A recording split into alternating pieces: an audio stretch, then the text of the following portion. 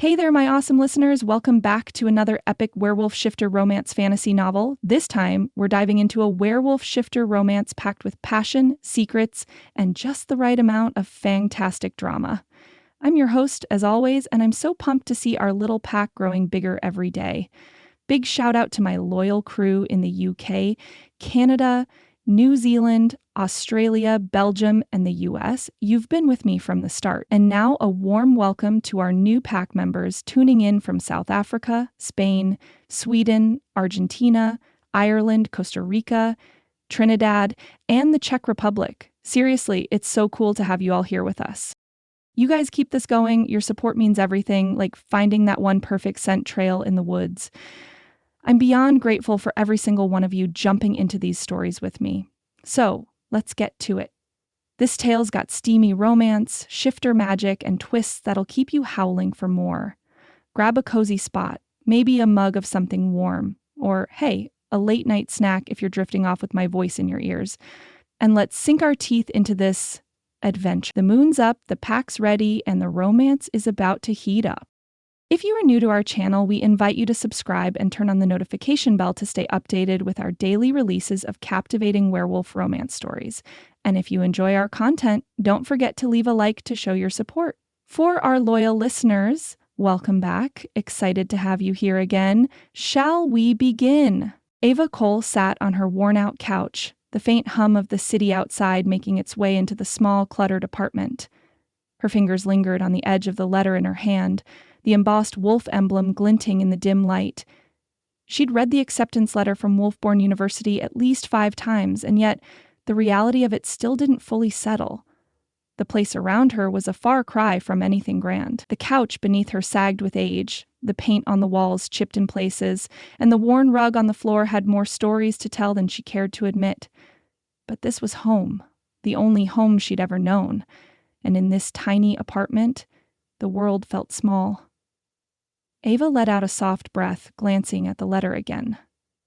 Wolfborn University, she muttered to herself, the words tasting both foreign and exhilarating. The promise of a future, a chance at a better life danced in her mind. She could almost hear her mom's voice in her head, encouraging her to dream bigger, to escape the limitations of their old neighborhood. But there was the rub. Leaving meant facing the unknown. Am I ready for this? The question kept gnawing at her, stealing her focus. Her fingers traced the wolf emblem again, and the pull of something larger, something inexplicably powerful, washed over her. She couldn't explain it, but the weight of the crest seemed to call to her. Something about this letter, this opportunity, felt more than just an academic achievement. It felt like a doorway, one that might lead her somewhere she had no business being. Wolfborn University. Was she ready to step into a world she didn't even know existed? A sudden thud from the hallway broke her reverie, and Ava snapped her head toward the door. She'd barely heard the footsteps before they came to a halt in front of her apartment. Before she could react, the door flew open, and in stormed Kim, Ava's best friend, with her usual gusto. Well, look at this, Kim grinned, hands on her hips. You really did it, huh? You're actually going to this fancy school. Nobody's ever heard of it, but you got in. She tossed her bag onto the counter with a loud thud and raised an eyebrow at Ava, her voice laced with playful teasing. What's next, a secret society and dark rituals? Ava couldn't help but laugh, the tension in her chest easing slightly. Kim's wild, untamed energy always did that for her. It's not like that, Ava replied, but the flicker of uncertainty in her voice didn't go unnoticed. Oh, come on, Kim leaned against the kitchen counter, crossing her arms. You know I'm just messing with you. But seriously, this is huge. You're going to some private university with a wolf symbol on its letterhead. If you don't think that's a little strange, then I guess I'm the crazy one. Ava's smile faltered.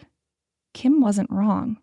There was something strange about the whole thing, the secrecy, the weird aura she couldn't shake off.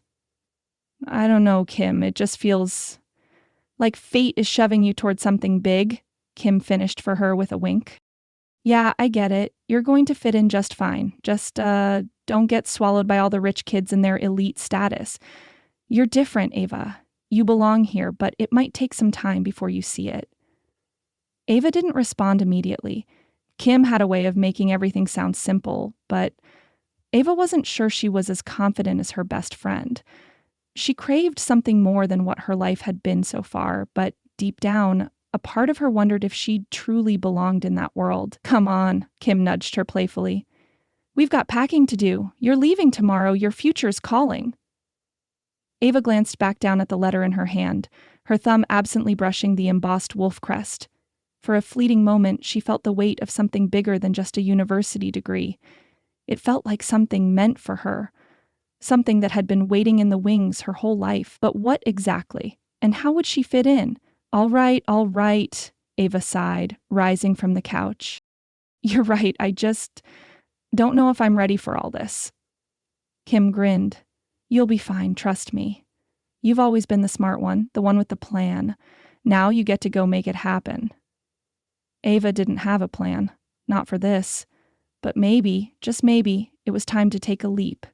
Packing went quicker than Ava expected, though every box she sealed made it harder to imagine leaving. She had just finished folding the last of her clothes into a suitcase when Kim returned with a fresh batch of snacks and a teasing grin. Okay, listen, Kim said as she sat beside Ava on the floor. I know this is exciting and all, but you need to think this through. She leaned in, lowering her voice as if sharing a deep secret. You're going to a school nobody's heard of. What's the deal with that? You're really going to just trust them? Ava set down the sweater she was folding and met Kim's gaze. I know it sounds strange, but it's a scholarship, Kim. It's my shot. I get that, but Kim raised a finger, drawing a slow circle in the air as if searching for the right words. What if you're signing yourself up for something bigger than you expected? I'm just saying it's all a little hush-hush. Are you sure you want to dive in without knowing what's really going on? I mean, you've heard the rumors about the elites, right? Those rich kids can be arrogant, Ava finished, offering a wry smile. I'm used to it. Yeah, well, I'm not saying it's just their egos you need to worry about. The whole thing has this vibe. I don't want you getting in too deep without knowing who you're really dealing with. Ava laughed, though the unease in her stomach refused to go away. I can handle myself, Kim. Kim sighed, her expression softening. I know you can, but just stay grounded, okay? No matter what, remember who you are. And if the students start acting like you're some kind of freak or outsider, I'll make my own way, Ava smiled, trying to reassure both of them. I'll fit in, one way or another. Kim gave a slow, approving nod. All right, I just want you to remember, you're the only one who gets to decide what happens next. Don't let them decide for you. Ava's smile faded slightly as she thought about what Kim had said. She wasn't entirely sure she was ready to step into a world so foreign, where she was likely to be the odd one out. But she was certain of one thing. She was going to try. For herself. Late in the evening, Ava stood in the doorway of her tiny apartment, suitcase packed, her last few belongings neatly tucked into boxes by the door. Her heart raced, excitement mixed with an underlying nervousness she couldn't shake. She took one last look around the apartment, the place she'd lived in all her life, the place where she'd dreamed of something more. It was time to close the door on this chapter. Ava's fingers brushed over the letter again, the embossed wolf crest catching the light. The edges of the letter were slightly worn from her repeated handling, but it still held an undeniable power. As her gaze lingered on the symbol, she felt a chill race down her spine. With one last glance at the apartment, she stepped outside. Kim was already waiting in the car parked across the street, the engine running. Ava walked briskly, pulling the door open. She took a deep breath and slid into the passenger seat, her hands clutching the letter tightly. Kim grinned. Ready? Ava hesitated, then nodded. Yeah, I think I am. As they pulled away from the apartment, Ava couldn't shake the strange sensation that she was leaving behind more than just her old life. There was a pull, an unknown promise in the distance that she couldn't yet understand. What awaits me at Wolfborn University? The question echoed in her mind as the car turned onto the highway, the city lights fading behind them. The tires of the car hummed against the long, winding driveway, the rhythmic sound oddly soothing to Ava as she gazed out the window. With every passing mile, the world she knew slipped farther away. The soft city streets, the familiar clutter of her tiny apartment, the hum of people living their daily lives. It all seemed like another world entirely. The landscape outside her window morphed into something stranger, more haunting. The towering gates of Wolfborn University slowly came into view, their wrought iron design twisting upwards like ancient, jagged claws. Atop them stood two massive wolf statues, their stone eyes eternally trained on anyone who dared to approach. As they passed through the gates, Ava felt an odd tightening in her chest, as if the very air around her was thicker, more charged. "Here we are," Kim said, glancing over at Ava with a grin that didn't quite reach her eyes. "Wolfborn University. Doesn't look like anything you've ever seen, huh?" Ava didn't respond immediately. She was too busy staring at the immense Gothic buildings that towered ahead, their sharp spires cutting into the sky like the claws of some great beast. The architecture was nothing like she had ever seen before. High, narrow windows framed by dark stone, gargoyles perched on every corner, watching. For a moment, she thought she saw the reflection of a shadow move in one of the windows, but when she blinked, it was gone. She swallowed, shaking off the strange feeling. "It's just nerves," she told herself. "You've dreamed of this. You're here for a reason." "Okay, but do you have to make the entrance look so ominous?" Kim added, voice light but with a hint of amusement. "I half expect some werewolf to jump out and give us a tour in full fur." Ava half smiled, though the unease still lingered in her gut. She could feel it. The shift in energy, the way the air seemed heavier here, almost alive with something ancient and dangerous. She had read about the history of Wolfborn University, about the centuries of tradition and power that ran through its veins, but nothing could have prepared her for the reality of it. The car rolled to a stop in front of a massive stone building that seemed to rise from the earth itself. Its walls were covered in creeping ivy, and the windows were set high, offering little to the outside world. A flag with the university's emblem, the same wolf from her acceptance letter, fluttered in the breeze above the entrance. It felt like something out of a storybook, or more accurately, a nightmare. "All right, well, here goes nothing," Ava muttered, her voice wavering as she grabbed her bag from the back seat. Kim grinned but didn't push her, sensing her friend's nerves. "You'll be fine. You're destined for greatness," or something. "Just remember, they'll all be just as human as you, probably." She winked, but Ava wasn't so sure. The moment she stepped out of the car, the cool air hit her, sharp and clean. The trees surrounding the university loomed like silent sentinels, their branches swaying slightly despite the lack of wind. The campus felt ancient, steeped in history, but also strangely alive, like it was waiting for something. Ava adjusted the straps of her bag, trying to ignore the sense of unease that crept up her spine as she looked around. As she walked toward the entrance, she noticed the students milling about. They didn't look at her like she was the new kid, but something about their gazes unsettled her. Their eyes seemed to linger just a bit too long, and a few even seemed to smell the air around her, as if she were something they could taste. A shiver ran through her, and she resisted the urge to shrink back. "Let's just get this over with," she muttered to herself, forcing herself to walk a little taller, ignoring the strange sensation that her every step was being scrutinized by unseen eyes. As she neared the grand double doors, she caught sight of one student in particular, a tall man with dark hair, his features sharp and aristocratic. His gaze locked onto hers the moment she looked in his direction, and Ava felt an immediate, inexplicable pull. His eyes were a startling, luminous gold, like molten metal, and they held hers with a hunger that made her blood run cold.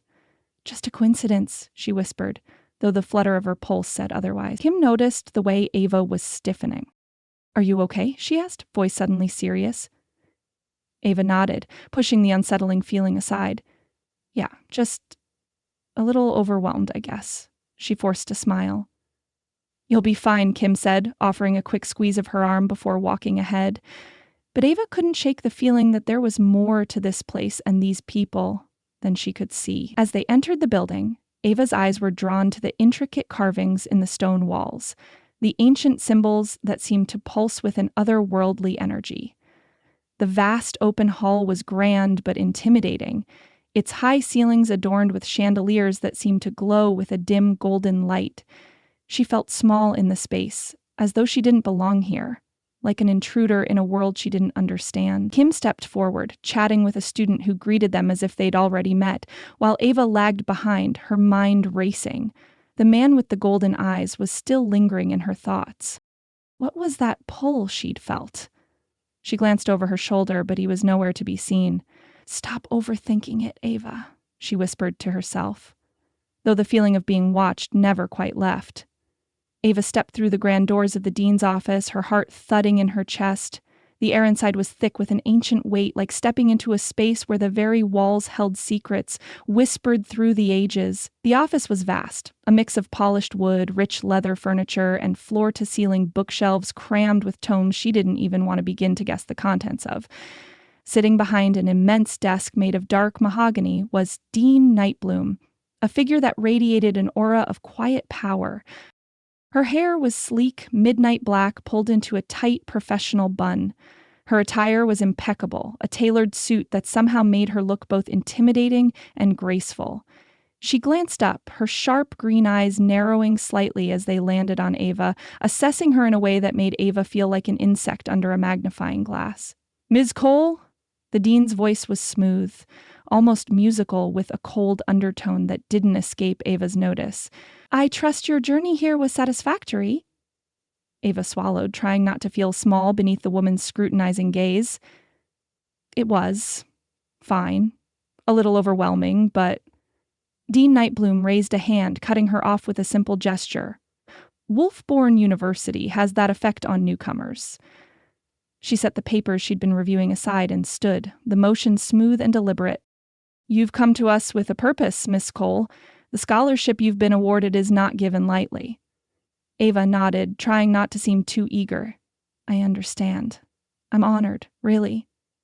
"Good," Dean Nightbloom said, her lips curving into a smile that didn't quite reach her eyes. "I'm sure you'll find Wolfborn is a place of tradition and expectation." There was a weight in the words, a hint of something Ava couldn't quite place. Her fingers clenched around the campus map she was holding as she tried to keep her expression neutral. "I'll do my best to meet those expectations." Dean Nightbloom stepped around the desk, her heels clicking on the polished floor. She moved with the kind of grace that suggested she could command a room without ever raising her voice. The air seemed to thicken as she approached, and Ava instinctively took a step back. "Before you can fully join us, Miss Cole," she continued, her voice softer now but no less authoritative, "there are a few formalities to attend to." She gestured to a stack of papers on the desk, all of them marked with the university's seal. Ava hesitated, but then Dean Nightbloom was handing her a pen with a measured smile. "Sign the forms, please." Ava looked down at the papers, but the words blurred together. It was clear she wasn't just agreeing to academic terms. There were references to service and bonding buried somewhere within the fine print. Something about the way the dean's gaze lingered on her as she signed made the back of Ava's neck prickle with unease. What exactly does this bonding entail?" Ava asked, her voice quieter than she meant it to be. She wasn't sure she wanted to know, but the words had slipped out before she could stop them. Dean Nightbloom's smile deepened ever so slightly. "A necessary part of your transition into our world, Miss Cole. I'm sure you'll come to understand it more as time goes on."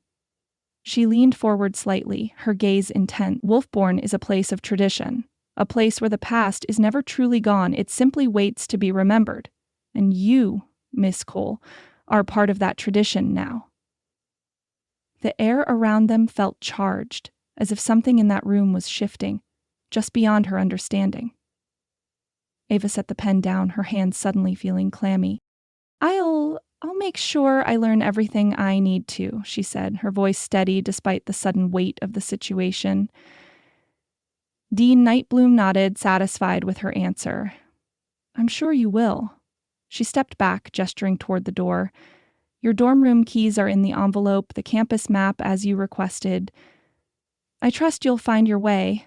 As Ava turned to leave, the dean's voice drifted to her, heavy with unspoken meaning. "And remember, Miss Cole, your path here is not just of your choosing. You will meet those you are meant to meet. Ava paused at the door, glancing back over her shoulder. She swallowed, but the words tangled in her throat. Something in the dean's eyes had made her feel as though there were more at play here than a simple scholarship. Thank you, she said quietly, her voice betraying the unease she couldn't shake. Dean Nightbloom gave a nod, her lips curling into that unsettling smile once more. We'll see you soon, Miss Cole. Ava stepped out of the dean's office, her heart still racing. The weight of the conversation, the cryptic warning, hung over her like a cloud she couldn't shake. She clutched the campus map tighter in her hand, forcing herself to focus on the task ahead, finding her dorm room. The hallways seemed endless, each turn more unfamiliar than the last. The air smelled faintly of old books and something she couldn't quite identify. Perhaps the faintest trace of pine. Her footsteps echoed off the stone floors, and she began to wonder if she was walking in circles. The sense of being watched never quite left her, like eyes were following her every move. But she shook it off. It's nothing, she told herself, just nerves. As she reached the staircase, she caught sight of a group of students in the hallway. 4 young men stood in a loose formation near the window, talking quietly among themselves. The moment Ava stepped into their line of sight, all conversation ceased, and all 4 of them turned their attention to her. A wave of heat rushed to her face, and her pulse quickened. She wasn't sure if it was because they were incredibly handsome or because of the way their gazes lingered on her, assessing, like they were sizing her up. Rafe, tall, with dark hair and sharp features, his gaze intense and calculating, was the first to make eye contact with her. His eyes, a piercing shade of amber, seemed to see straight through her. Ava's breath caught in her throat, and for a moment it felt like the world had stilled. Then there was Kieran, a striking figure with pale skin and golden eyes, a cool, effortless charm about him. His lips curved into a small, knowing smile as if he knew something she didn't. Something in his expression made her feel exposed. Jax, with his tousled hair and rebellious energy, shot her a grin, his eyes twinkling with mischief. His easy confidence was magnetic, yet something about his smile sent a flicker of unease through her. And finally, Luke, the tallest of them, his broad frame towering over the others. His dark brown eyes softened when they met hers, and there was something undeniably protective in the way he studied her. Ava swallowed, willing herself to look away, but it was as if she couldn't. The connection, whatever it was, pulled her in, held her in place for a beat longer than necessary. New girl? Jax asked with a smirk, raising an eyebrow as if intrigued. You lost, sweetheart? Ava blinked, struggling to find her voice. No, I'm just looking for my dorm room. Luke's gaze softened, his voice surprisingly gentle. You're in the right place. Just head down the hall. He pointed toward a door a few feet away. You're in one of the single suites, right? Ava nodded quickly, though a part of her still couldn't shake the feeling that there was something more about these guys. There was an almost predatory edge to their attention, something she couldn't place. Rafe's intense gaze followed her as she walked past, and for a brief moment, she could have sworn she felt a strange, almost invisible pull toward him. It left her feeling disoriented, breathless. Shaking it off, Ava pushed open the door to her new room. Her jaw dropped. Her dorm suite was nothing like she expected. Instead of the standard bare-bones room she had prepared herself for, she was greeted with polished wooden floors, a king-sized bed with luxurious bedding, and a large window that opened onto a view of the sprawling campus grounds. It was nothing short of extravagant, far more than she could ever have imagined for a scholarship student. As she stepped further into the room, she paused, wondering why Wolfborn University had gone so far out of their way to make her feel special. Was this really just part of the scholarship, or was there something more to her place here than she understood? With a sigh, Ava dropped her bag on the bed, her mind still spinning with unanswered questions. Outside the door, she could have sworn she heard footsteps retreating down the hallway, all of them. A shiver ran down her spine. Ava stepped into the large lecture hall, the sheer size of it making her feel even smaller than she already did. The walls were lined with dark wood and heavy curtains, giving it an almost ancient, regal feel. Students filed in around her, taking seats at the long rows of desks. She was one of the first to arrive, so she chose a spot near the back, hoping to remain unnoticed.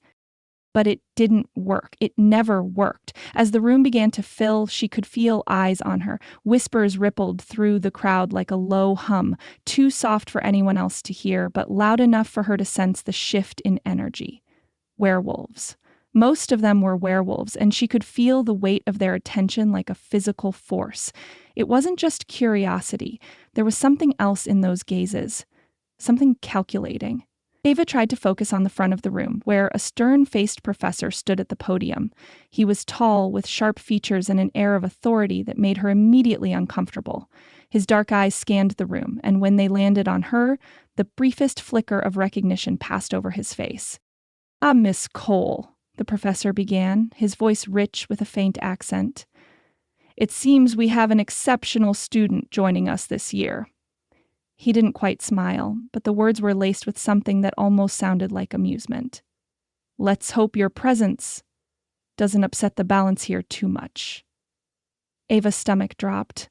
She had hoped to blend in, to make it through orientation without drawing attention, but it seemed impossible. The whispers only grew louder as the professor continued his lecture, explaining the history of the university, the traditions, and, much to Ava's dismay, the pack hierarchy.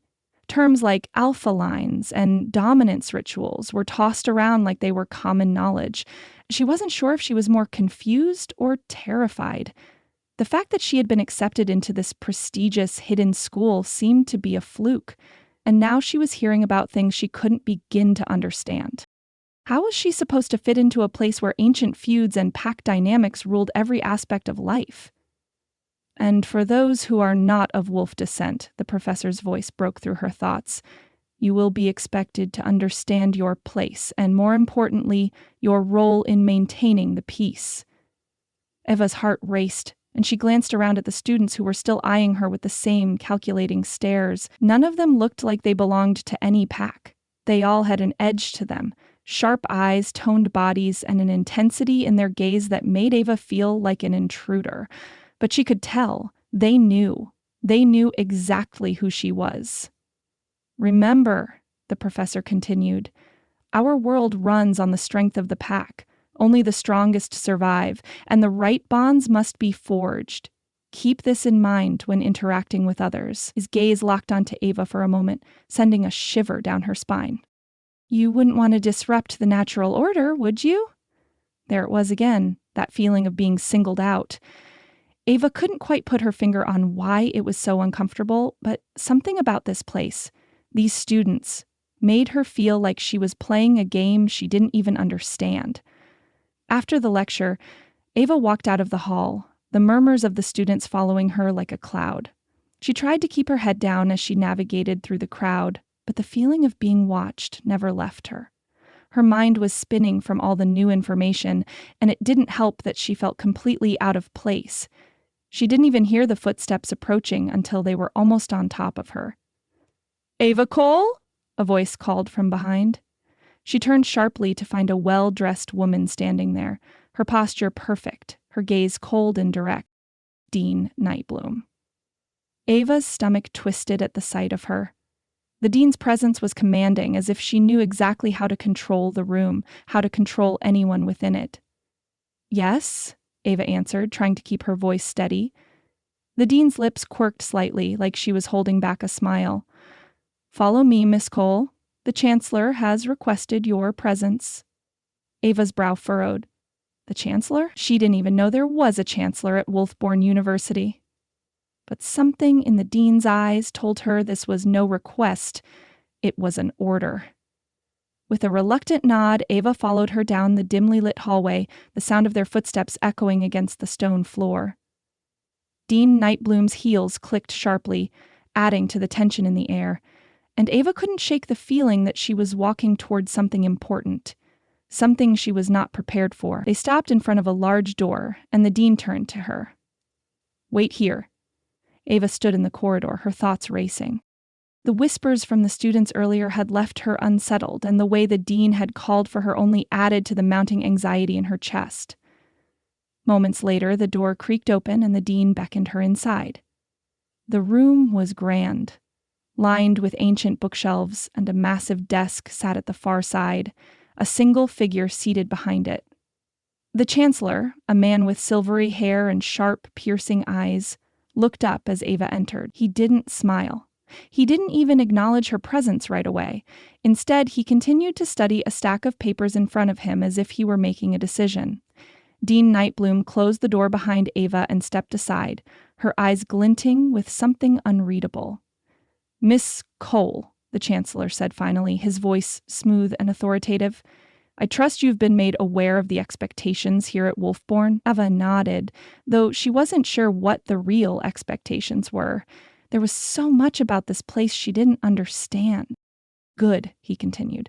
"Then you'll understand the gravity of the decision we are about to make. Your scholarship, Ms. Cole, is conditional. You've been chosen for a very specific purpose." Ava blinked, her heart skipping a beat. "I'm not sure I understand." The chancellor leaned forward, his sharp gaze locking onto hers. "You are to become the bonded partner of 4 of our most prominent heirs, Rafe, Kieran, Jax, and Luke. Their alphaship is tied to your presence here." He paused, letting the weight of the words sink in. "This is not a choice, Ms. Cole. This is your destiny." Ava's world seemed to tilt on its axis. 4 alphas? She could barely get the words out, her mind struggling to comprehend what she was hearing. The chancellor's gaze hardened. "Yes, you will become their fated mate, and in doing so, secure your place here at Wolfborn and fulfill an ancient prophecy.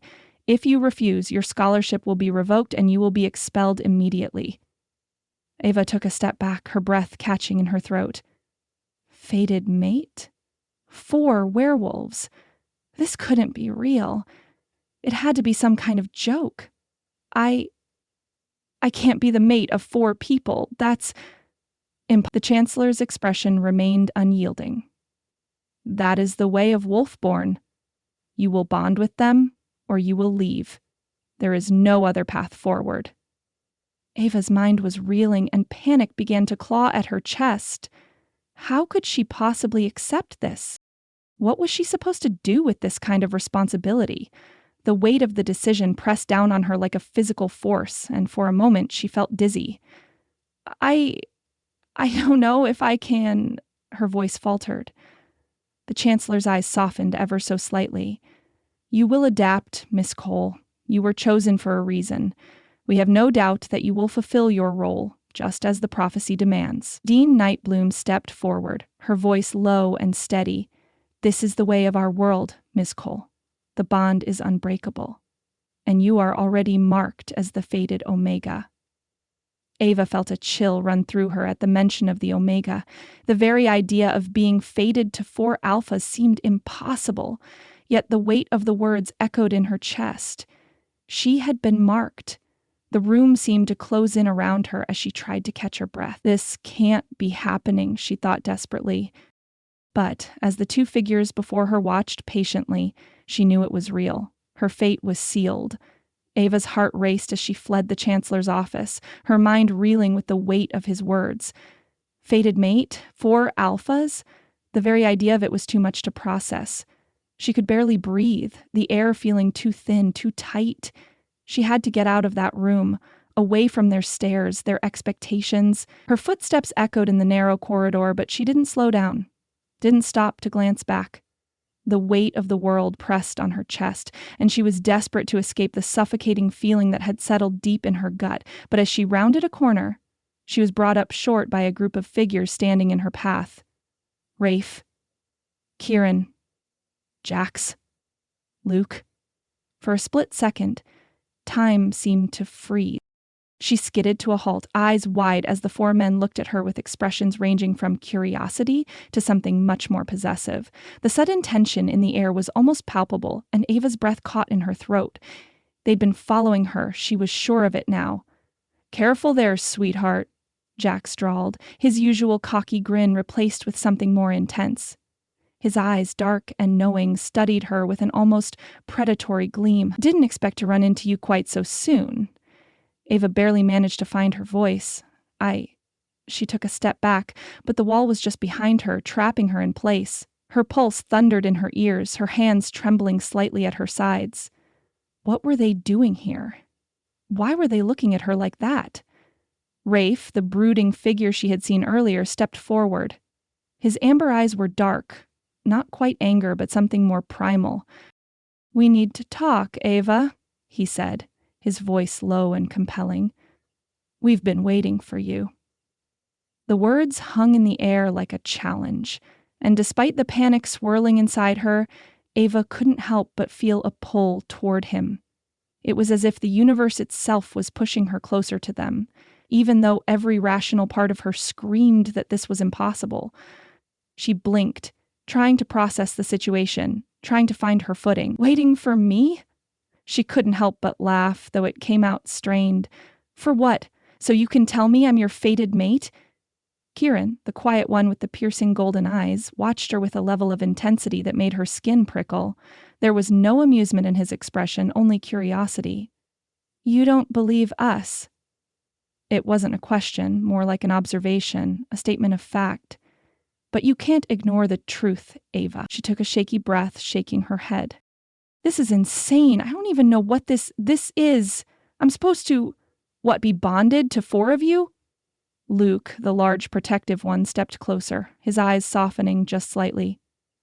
"It's not as crazy as it sounds. You were chosen, and no matter how you feel about it, that bond is already there. You just don't see it yet." Ava's mind spun, her heart still pounding in her chest. She couldn't understand how this could be happening. 4 alphas. A single mate. It was too much, too fast.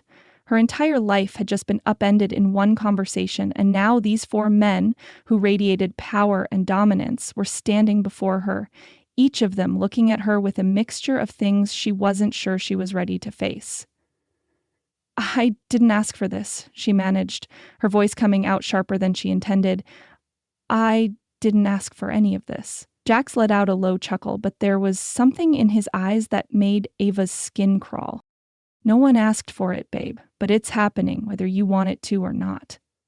Her chest tightened at his words, and she tried to back away, her pulse thudding in her throat. I'm not doing this." She looked from one man to the next, her eyes wide with disbelief. "This is insane. I don't even know you. How can you say we're meant to be together?" Rafe's gaze hardened, his jaw tightening, but there was something softer underneath that intensity. Something raw. "You'll understand, Ava. You're our mate. It's not just about us. It's about something bigger than all of us." Her chest tightened at the words. Mate. The word echoed through her mind, twisting in her stomach. There was a pull, an undeniable tug in her chest every time her gaze met theirs. The 4 of them standing together felt like an unspoken truth that her brain refused to accept. She couldn't explain it, but the feeling was there. Strong, intense, impossible to ignore. And she had to push it away. "I can't," Ava started, but her words trailed off as Rafe's gaze softened just enough to make her heart ache. "You can," he said quietly, taking a small step toward her. "You will." Ava looked at the 4 of them, each of them so different, yet all connected by something she couldn't understand. Fated mates. It felt like a joke, something out of a fairy tale. But the tension between them, the pull she felt, made her wonder if she was the one who was being naive. "I need some time," she said quickly, the words rushing out before she could stop them. "I need to think. I don't know what this is. I don't know who you are." Before any of them could respond, she turned on her heel and ran. She didn't look back. She couldn't. Her heart hammered in her chest as she made her way back down the hall, her breath coming in shallow gasps. Every fiber of her being screamed for her to run faster, to escape. But there was that nagging pull, that strange attraction that kept her tethered to them. The sensation clung to her like a shadow, and no matter how hard she tried to outrun it, it remained. The doors to her dorm slammed shut behind her, and Ava leaned against it, breathing heavily. What had just happened? She pressed a hand to her chest, still feeling the echo of their gazes. The pull was there, and she couldn't escape it. Not now, not ever. And that terrified her. The silence in Ava's dorm room felt suffocating, almost as though the walls were closing in around her. She sat on the edge of the plush bed, her fingers absently tracing the edges of the scholarship contract that still lay open before her on the desk. The words seemed to blur and shift as she reread them for the 100th time. Termination upon refusal. That one line stood out more than anything else. It had been there, hidden in the fine print, and now it felt like a weight she couldn't escape. The decision she had to make was more complicated than she'd ever imagined. Ava's hands shook slightly as she set the contract down, running her palms over her face in frustration. The weight of it all. Being forced into something she didn't understand, something that felt completely out of her control, was overwhelming. Her gaze flicked to the large window in the corner of the room. The night sky stretched wide and dark, stars twinkling faintly above the distant campus. She felt small in that moment, just another person in a world she couldn't comprehend, trying to make sense of a fate she hadn't asked for. With a sigh, she grabbed her phone from the nightstand and unlocked it, fingers trembling as she searched for Kim's contact. She had to talk to someone who could make sense of it, someone who wasn't here, who could offer perspective. Kim picked up after 2 rings. "Ava, are you okay? You sound—" "I'm not okay," Ava interrupted, her voice tight. "This is too much. I don't know what to do." She let out a shaky breath, sinking back into the cushions of the bed. "The scholarship's conditional. If I don't bond with them, if I don't accept it, I'm out. And then what? I go back home empty-handed? How am I supposed to face that?" Kim's voice softened. "You don't have to accept it, Ava. If it's too weird, too much, then pack up and leave. I'm sure there are other options." Ava's mind was spinning. "But then I lose everything. This scholarship was my chance to get out, to have a future without drowning in debt. I can't throw that away." Her voice cracked as the weight of her own words sank in. She couldn't walk away from it. Couldn't. Kim was quiet for a moment, and Ava could practically hear the wheels turning in her friend's head.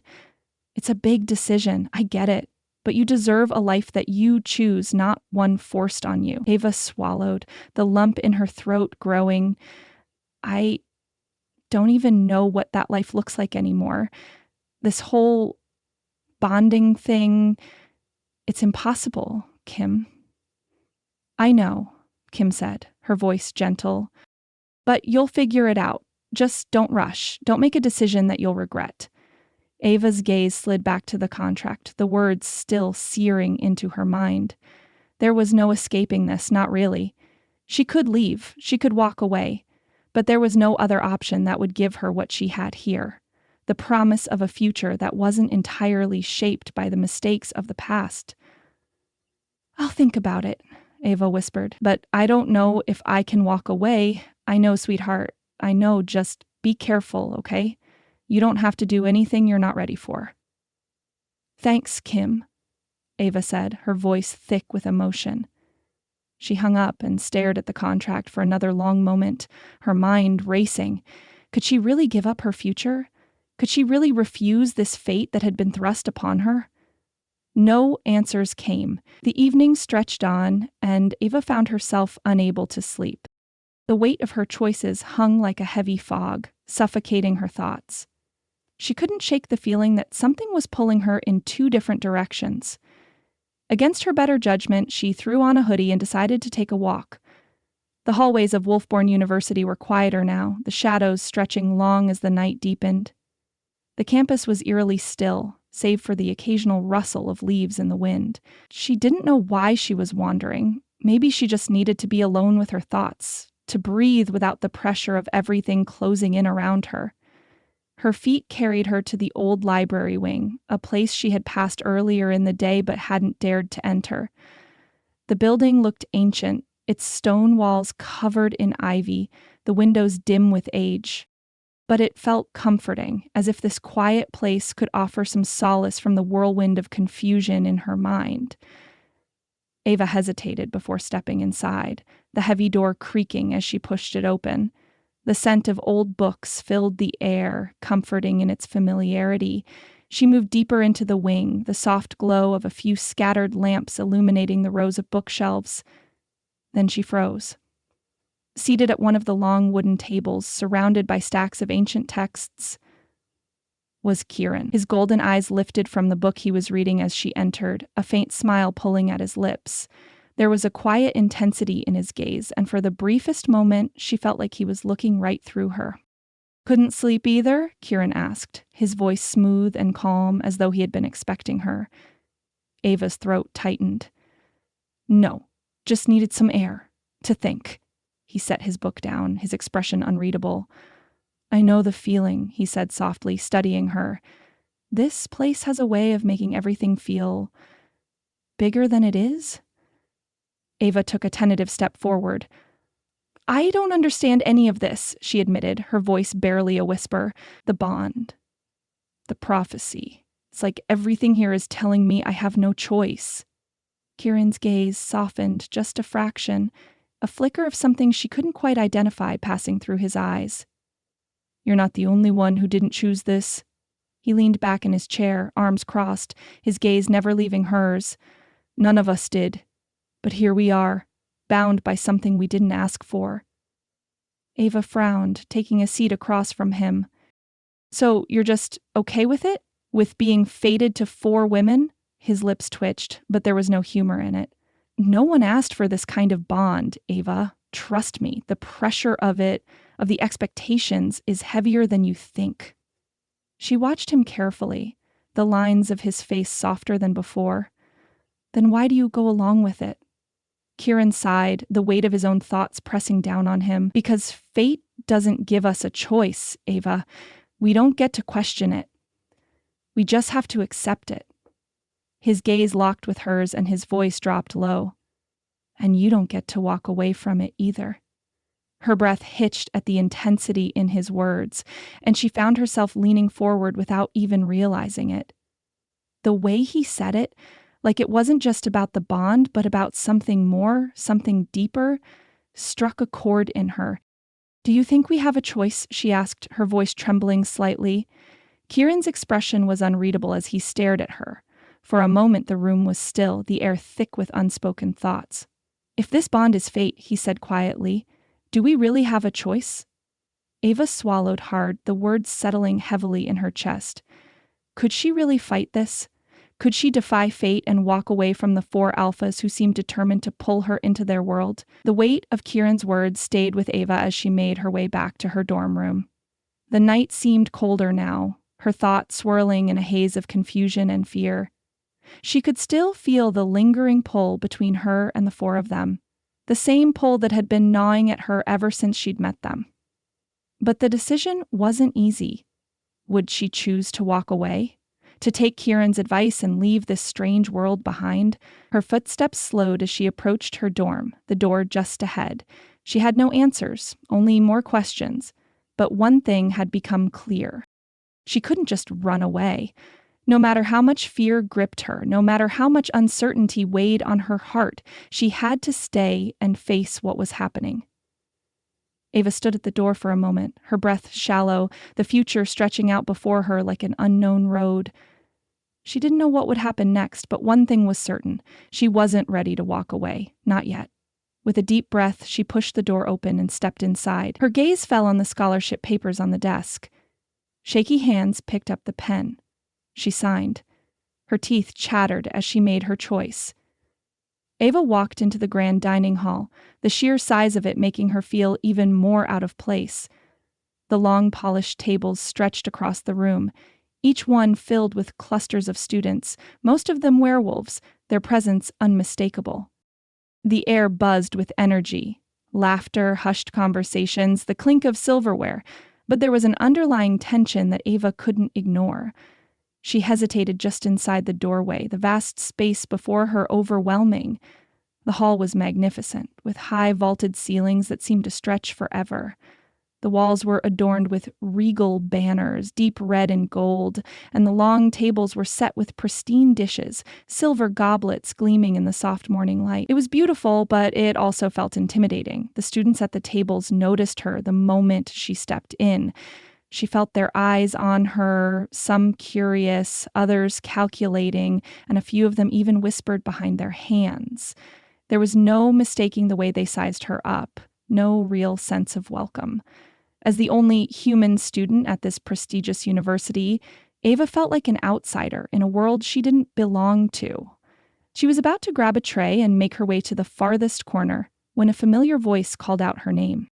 Ava! She turned, startled, only to see Jax waving at her enthusiastically from one of the long tables. His grin was wide, almost mischievous, and there was something about the way he leaned back in his chair that made him look impossibly relaxed. Come sit with us, he called, his voice loud enough that a few students at nearby tables glanced over. We've got a spot for you. Ava froze. She could feel the weight of dozens of eyes on her. Her stomach churned. The tension in the room seemed to grow thicker, almost palpable, as students shifted in their seats, watching the interaction unfold. But despite the discomfort curling in her chest, something inside her told her to just go for it. She couldn't keep avoiding them forever. With a deep breath, she walked over to their table, her heart hammering in her chest. As she approached, looked up at her with a soft, almost affectionate smile. He was already sitting down, his broad shoulders relaxed, his eyes warm and welcoming. Without a word, he slid a plate of food toward her, the gesture so natural, so protective, that Ava almost didn't know how to respond. Morning, Luth said, his voice gentle, the kindness in it making Ava feel oddly safe. He gestured to the plate. Help yourself. The omelet's pretty good today. Ava hesitated for a moment, glancing down at the food, a soft piece of toast, some fresh fruit, and a thick slice of omelet with mushrooms and cheese. It smelled amazing.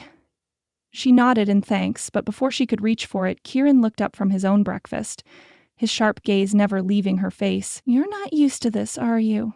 Kieran's voice was smooth, but there was a softness in his tone that caught her off guard. Being the center of attention, I mean. Ava shot him a quick look, surprised by how perceptive he was. No, not really, she admitted, her voice quiet. I wasn't exactly prepared for all this. It's a lot. Kieran's lips twitched upward, a brief smile that was gone almost as quickly as it appeared. You'll get used to it, he said, his eyes softening. We don't bite much. Ava let out a small laugh, the tension easing in her chest. I hope not, she joked, though she wasn't entirely sure whether he was serious. Her eyes flicked toward Rafe, who was sitting on the other side of the table, his arms crossed, his expression unreadable. The moment she looked at him, his gaze snapped to hers, and the intensity in his eyes made her heart skip a beat. He didn't smile, he didn't say anything. He just watched her like she was the most important thing in the room. Ava swallowed nervously and tried to focus on the food, unsure of how to handle the attention he was giving her. She couldn't help but notice that even though he didn't speak, he was always aware of her presence. His protective stance, his unwavering focus on her, it was unsettling and oddly comforting at the same time. Jax, sensing the tension, grinned and leaned in, his voice loud and playful. Don't mind him. Rafe's just trying to look tough. He's a big softy once you get to know him. Rafe didn't even flinch at Jax's teasing. His eyes never left Ava, and despite the tension in his posture, she could almost see the edge of concern in his gaze. The way he watched her, it was like he was making sure she was okay. Or maybe like he was waiting for her to say something. Ava took a deep breath, then shifted her attention to the food. She had no idea what to say. She didn't even know what was expected of her. But as she picked up the fork and took a bite of the omelet, something in her chest loosened.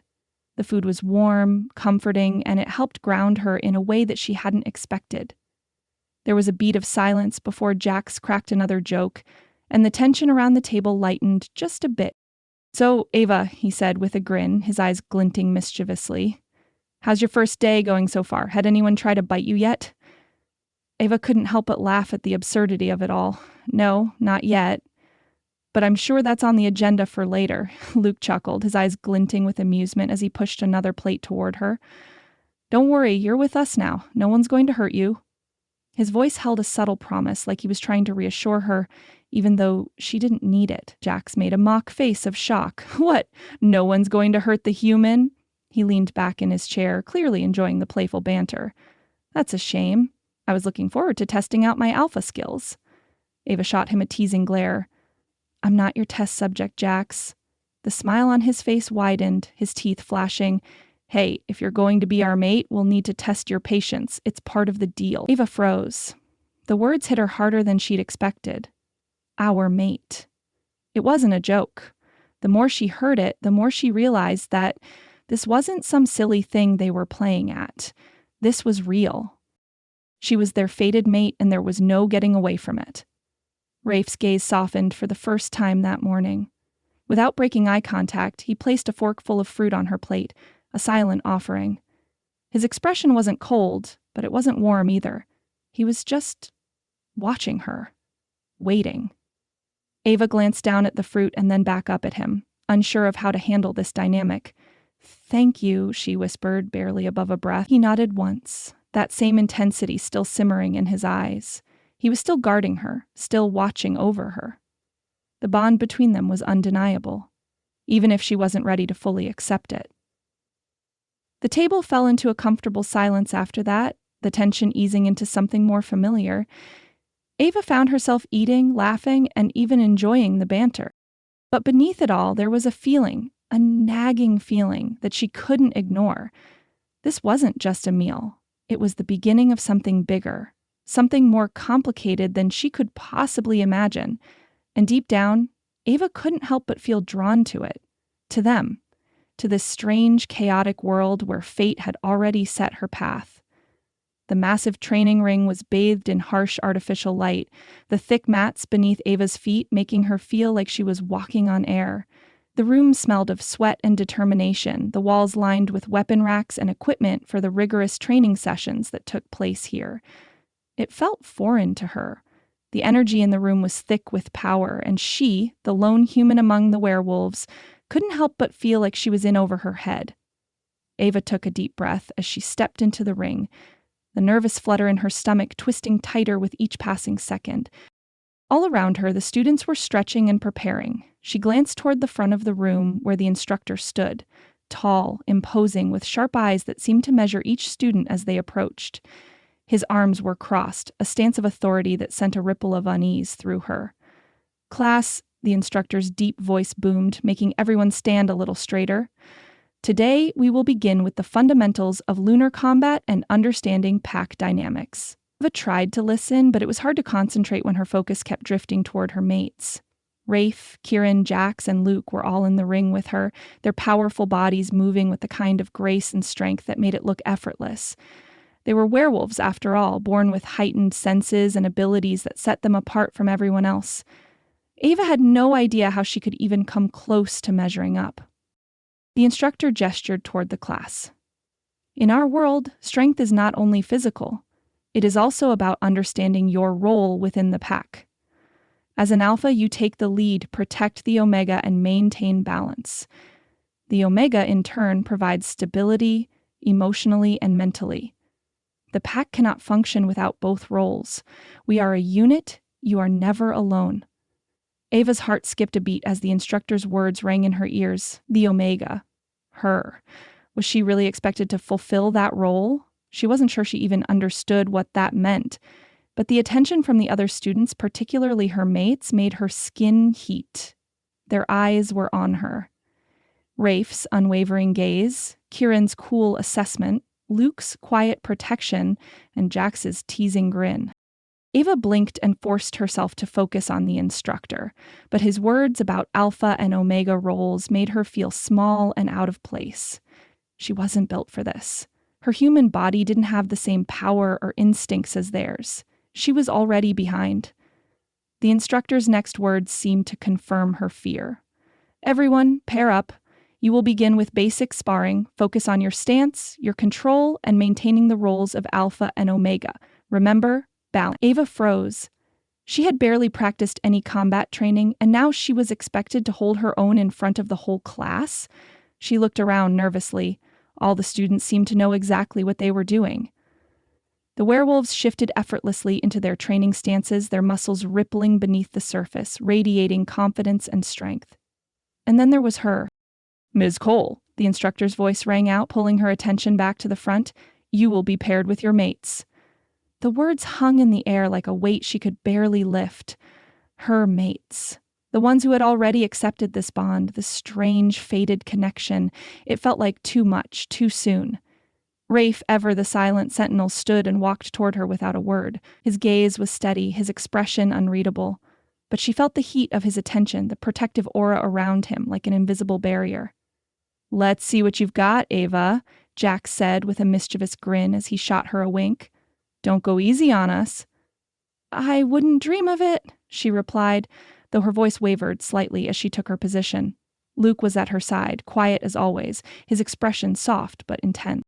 "We'll go easy on you," he said, his voice low like he was trying to ease her nerves. But even his words were not enough to calm the storm swirling in her chest. The instructor gave a curt nod, signaling the start. Ava tried to focus, but as soon as the signal was given, everything seemed to blur. She wasn't ready for the speed or precision of the others. They shifted easily into their forms, their movements smooth and calculated, while Ava could barely keep her feet steady. When Rafe lunged toward her, she instinctively dodged, but it was clumsy, and she stumbled as he quickly adjusted to her awkwardness. Her face burned with embarrassment. She was supposed to be an Omega, the Omega, but she couldn't even keep up in a simple sparring session. Her hands were shaking, her mind spinning with frustration. Rafe's eyes softened as he stood back, crossing his arms as he assessed her. "Don't try so hard to be like us," he said quietly, his voice carrying over the noise of the other students. "Trust yourself. Focus on your instincts." She nodded quickly, not sure if she could even trust herself in this situation. But before she could dwell on the thought, the instructor called for the next round of sparring. It was Luke's turn to step forward next, and as he circled around her, his posture calm and controlled, she felt an odd sense of relief. Luke wasn't as intimidating as Rafe, nor as fast as Kieran, but his presence was steady, a quiet strength she couldn't ignore. "We're just going to focus on form," he said, his voice gentle. "Just move with me, Ava. Don't overthink it." Ava nodded, her body tense but willing. She felt the strain in her limbs as she tried to match his movements, but there was something about him, something reassuring, that helped her ground herself. She focused on his stance, the way his muscles shifted with precision, and tried to mirror it as best she could. When Luke moved forward, she almost instinctively shifted her weight, blocking his approach. But what happened next surprised her. She didn't think, she just acted. In a sudden rush of adrenaline, Ava found herself stepping forward, pushing with everything she had. She threw a punch, more out of instinct than skill, and for the briefest moment the world slowed. Her fist connected with Luke's chest, knocking him off balance just enough to make him stumble back. The room fell silent. Eva stared at him wide-eyed. Had she really just... Luke looked at her, his expression unreadable at first, then a slow smile crept across his face. "Well, that's new." His voice was warm, the teasing edge barely hidden behind the admiration. Rafe, standing at the edge of the ring, nodded once, a flicker of pride crossing his face. "Not bad, Ava," he said, his voice a little deeper than usual, as if impressed. "You've got potential." Ava's heart raced, her body still buzzing with the unexpected spark of power she'd felt in that moment. But as the adrenaline began to fade, so did the strange energy that had surged through her. A tingling sensation, warm and almost electric, had thrummed through her fingertips as she landed the blow. It was gone now, leaving her confused and a little shaken.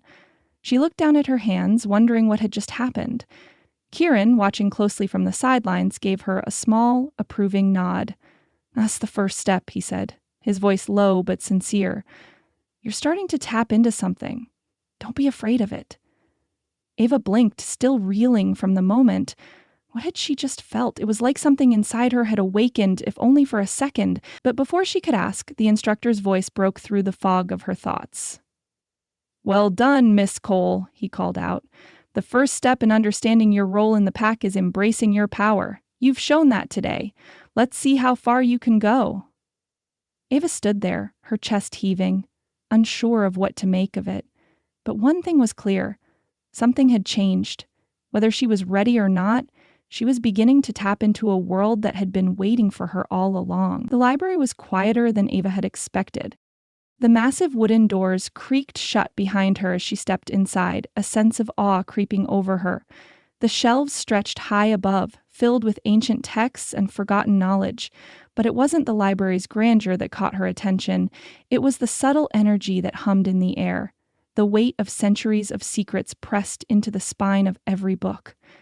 "Keep your voice down," Kieran's voice was soft, almost reverent, as he led her toward the back of the library. He gestured for her to follow, his steps silent on the old stone floor.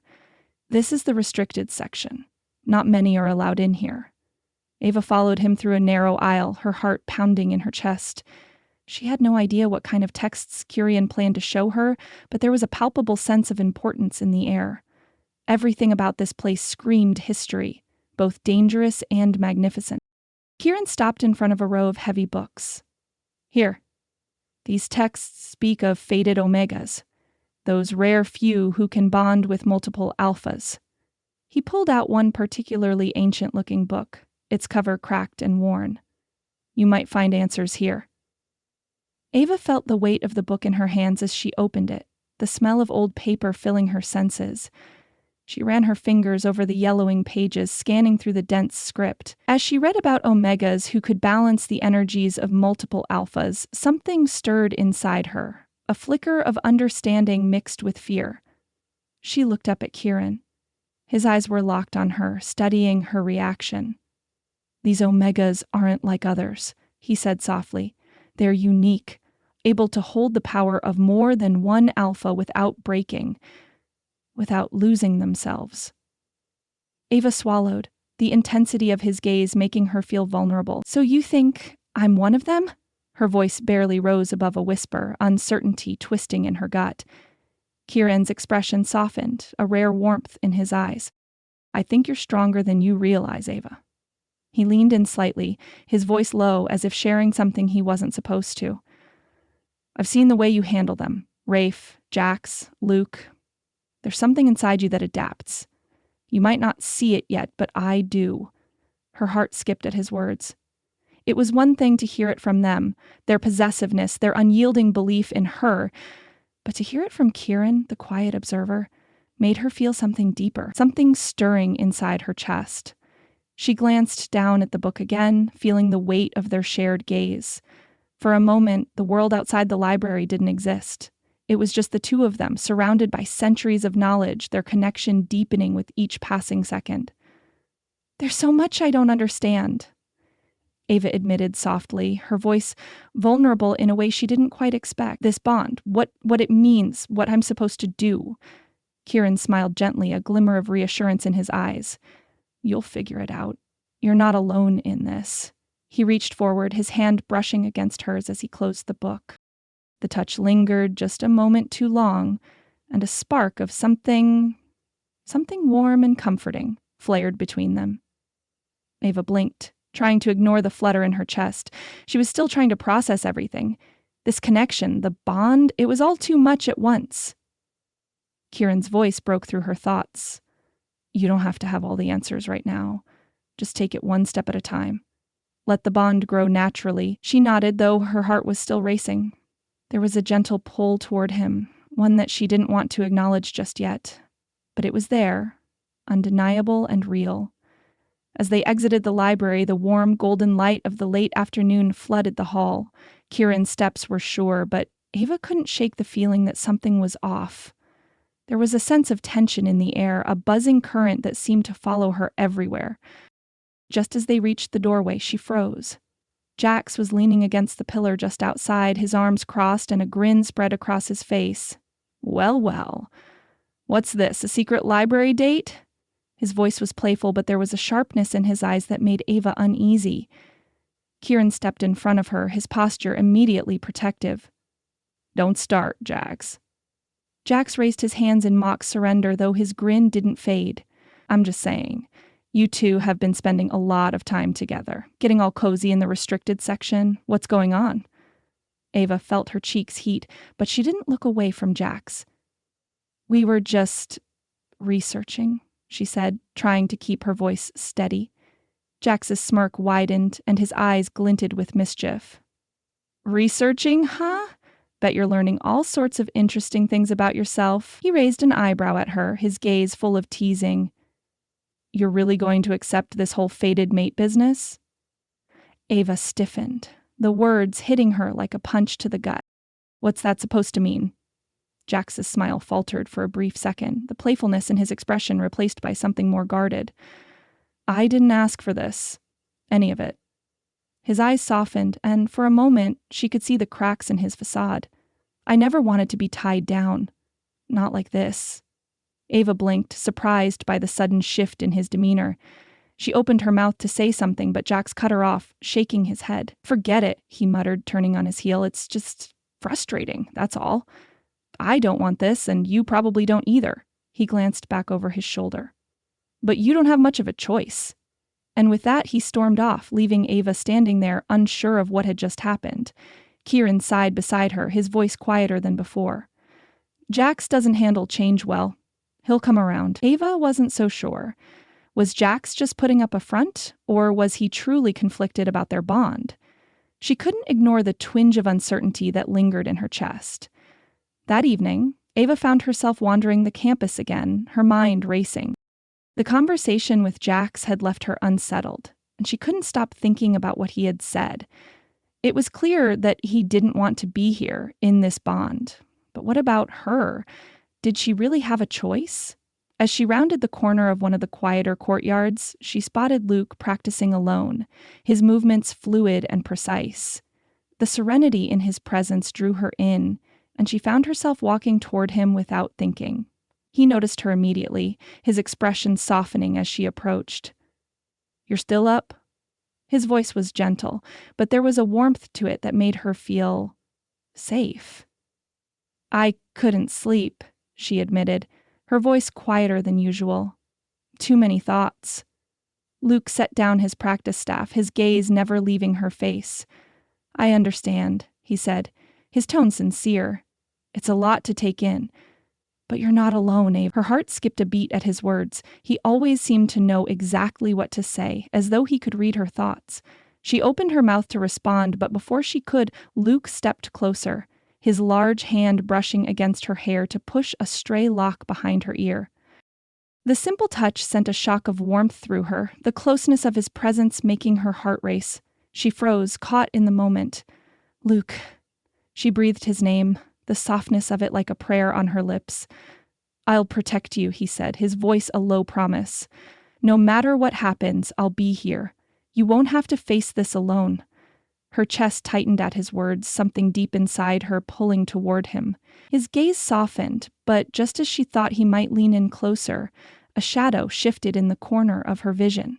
She looked up sharply. Someone was watching them.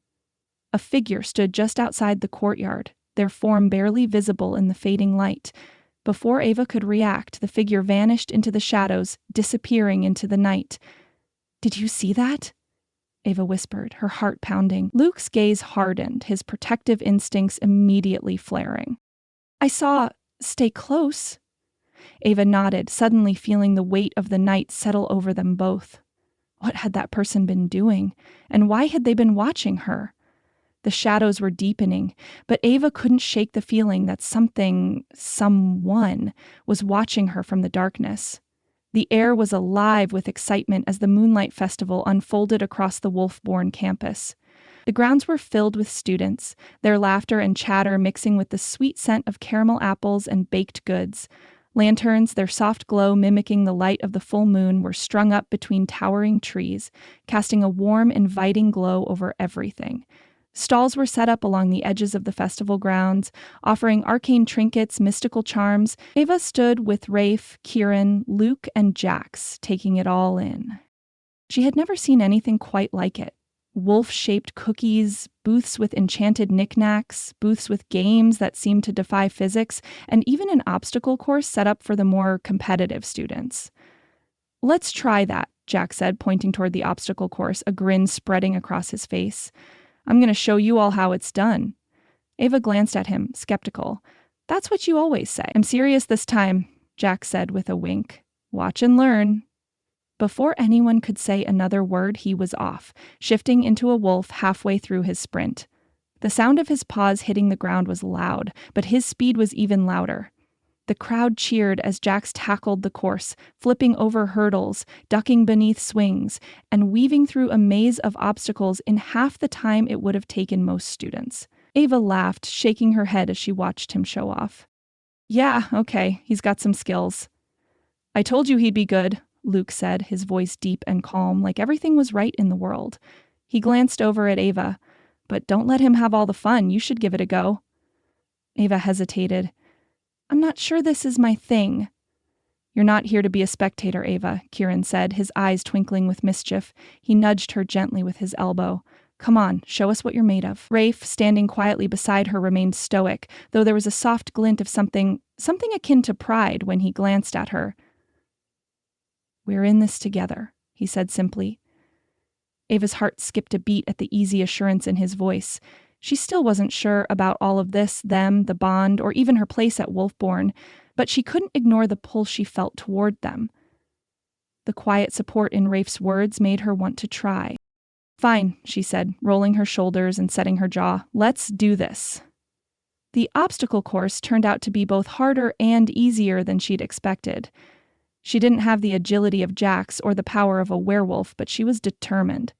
When she tripped on the first hurdle and fell flat on her face, the crowd erupted in laughter, but Ava just grinned and scrambled back to her feet, much to the amusement of her mates. Don't laugh too much, Jax teased from the sidelines. I'm still the star here.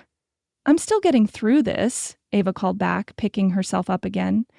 It wasn't graceful, but it was perseverance, and she had that in spades. Rafe's eyes softened as he watched her, a rare smile tugging at the corner of his lips. That's the spirit. By the time she reached the end of the course, she was panting, covered in grass stains, but she was also laughing, and the applause she received from the students was more than just polite. It felt earned. Well done, Ava, Kieran said, his voice unexpectedly warm. There was a hint of pride there that she hadn't expected. You did better than I thought you would. Hey, don't go giving her all the credit, Jack said with a grin. I still killed it, but good job anyway. Ava rolled her eyes but smiled. Thanks, Jax. And maybe next time you can let me win. I'll let you think that, Jax teased, but we all know who the real champion is. The festival's energy shifted as the main event began. A tug-of-war competition, where alpha heirs demonstrated their strength and coordination in front of the crowd. Ava had no idea that this event would be open to her, the only human in the pack. But when the instructor called for participants, her 4 mates immediately surrounded her, their presence a solid, unwavering wall. You're up, Ava, Jax said, a grin still plastered on his face. No, I'm not, Ava said, eyes widening. I'm not doing that. I can barely keep up with an obstacle course, and now you want me to join you in a tug of war? You don't have a choice, Kieran said gently, his voice so smooth it was almost a purr. You're one of us, remember? Rafe's gaze never left hers, his voice firm but warm. It's about unity, Ava. We work together. We can do this. Ava hesitated. This wasn't something she was used to. Sure, she had her own strengths, but none of them were physical. Her fingers curled tightly around the rope, feeling the power of the other alphas pressing into her. As the signal to start sounded, the crowd went silent, and the force of the tug-of-war was immediate. The other team, a group of alphas from a rival pack, was clearly well prepared and far more experienced than Ava. She pulled, her arms straining, but it wasn't enough. She stumbled, trying to regain her balance as the others pulled with ease, but then she felt it. The heat of their bodies behind her, the overwhelming strength of their bond, the quiet assurance of 4 pairs of eyes watching her. We're in this together, Luke said softly, his hand at her back, steadying her. Jax's voice rang out next, teasing but supportive. Don't get shy now, Ava. You can do it. Ava's determination flared. She wasn't going to let them down. Not now. She planted her feet and pulled with everything she had. Slowly, bit by bit, the rope began to shift in their direction. The crowd started cheering as the balance of power began to tip. Together, with Rafe's quiet focus, Kieran's calm support, Luke's strength, and Jax's flair, they won. The crowd erupted in cheers, and Ava let out a triumphant laugh, her chest heaving. Jax gave her a wink. See, I told you we make a good team. After the tug-of-war, the mood lightened, but Ava could feel the tension in the air. As they walked through the festival, the 4 of them together, her mind kept circling back to the conversation with Jax earlier. Was he really okay with this? Or was this bond just a burden he hadn't figured out how to escape? Her thoughts were interrupted when a loud voice broke through the festivities. "You don't belong here!" Ava froze, her blood running cold at the sound of the insult. She turned to see Isla, a tall, sharp-eyed werewolf, glaring at her with open disdain. Her packmates flanked her, the tension between the two groups palpable. Ava's breath hitched, but she refused to let fear control her. "What did you say?" Isla sneered. "Humans don't belong at Wolfborn, especially not as fated Omegas." Ava felt her heart slam in her chest, but before she could respond, Rafe moved in front of her, his gaze hard. "Enough." His voice was low, but there was no mistaking the authority in it. Isla's eyes narrowed, but she didn't push further. She just shot Ava one last venomous look before she turned on her heel, walking off with her packmates. Ava stood there, her breath coming a little too fast, her hands clenched at her sides. She felt a mixture of anger and hurt, but before she could speak, Luke's voice was soft at her side. "You're not alone in this. They'll see that," he said, his hand brushing hers for just a second. Ava nodded, her chest tight. "I won't let them intimidate me." Later, as the sun began to set, the 5 of them found a quiet corner near the bonfire, their laughter filling the air as they shared ice cream sundaes, teasing and joking with one another. The tension of the day slowly melted away, leaving behind something much warmer, the feeling of belonging. But even in the midst of the laughter, Ava couldn't shake the nagging feeling that everything was about to change. She couldn't quite place why, but deep down she knew.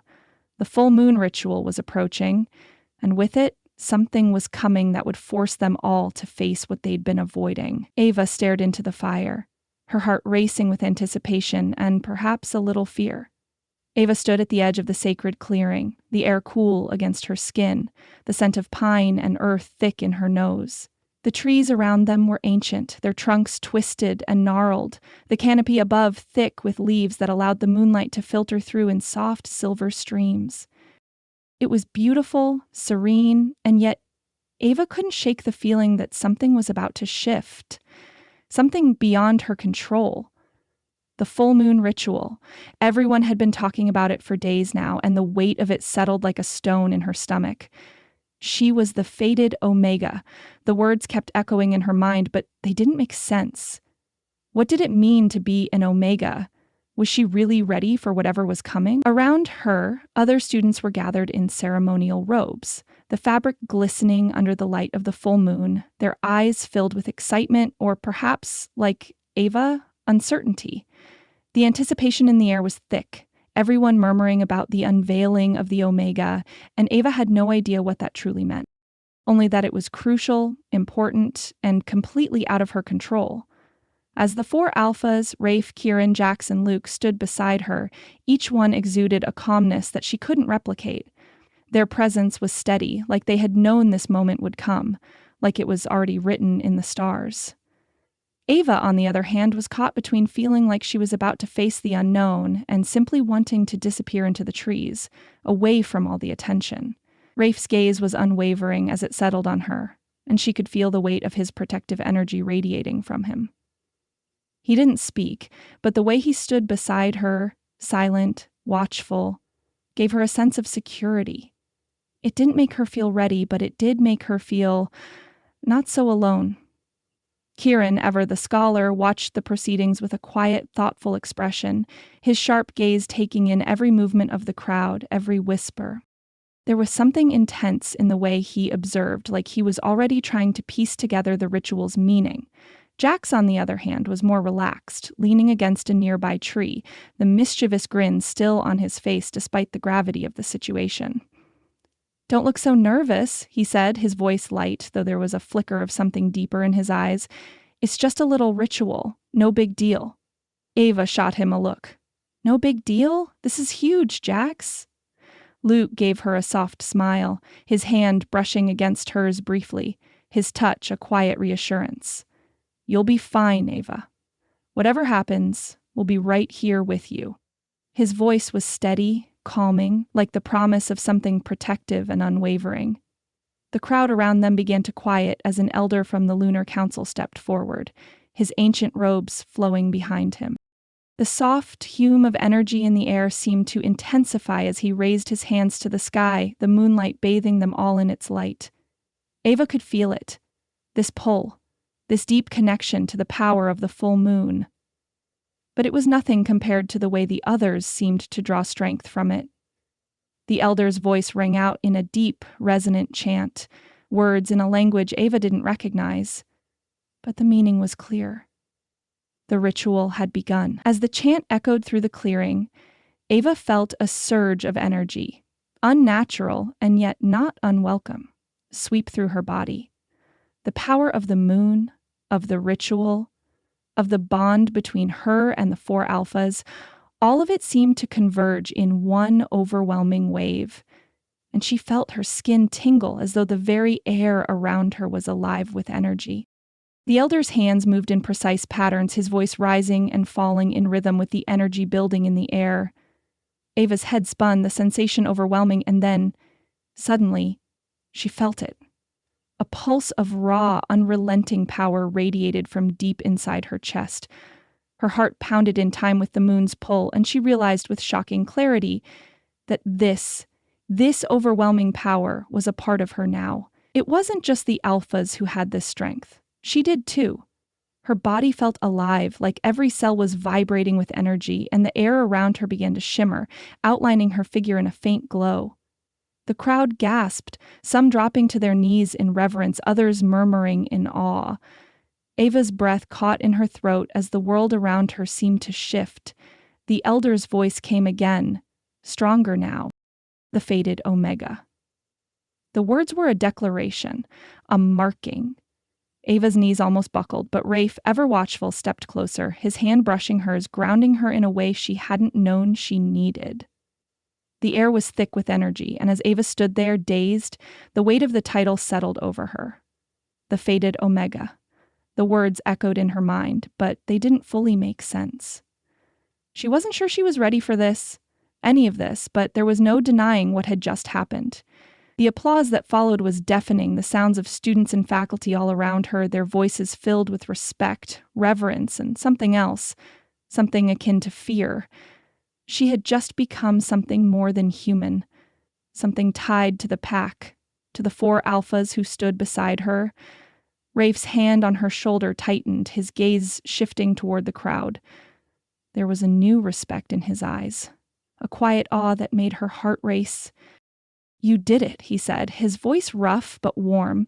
His hand lingered on her shoulder for a second longer than necessary before he stepped back, his posture protective, as always.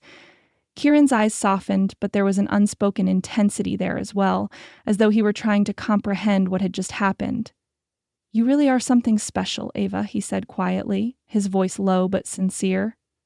Jax, ever the charmer, flashed her a grin. Well, I knew you had it in you.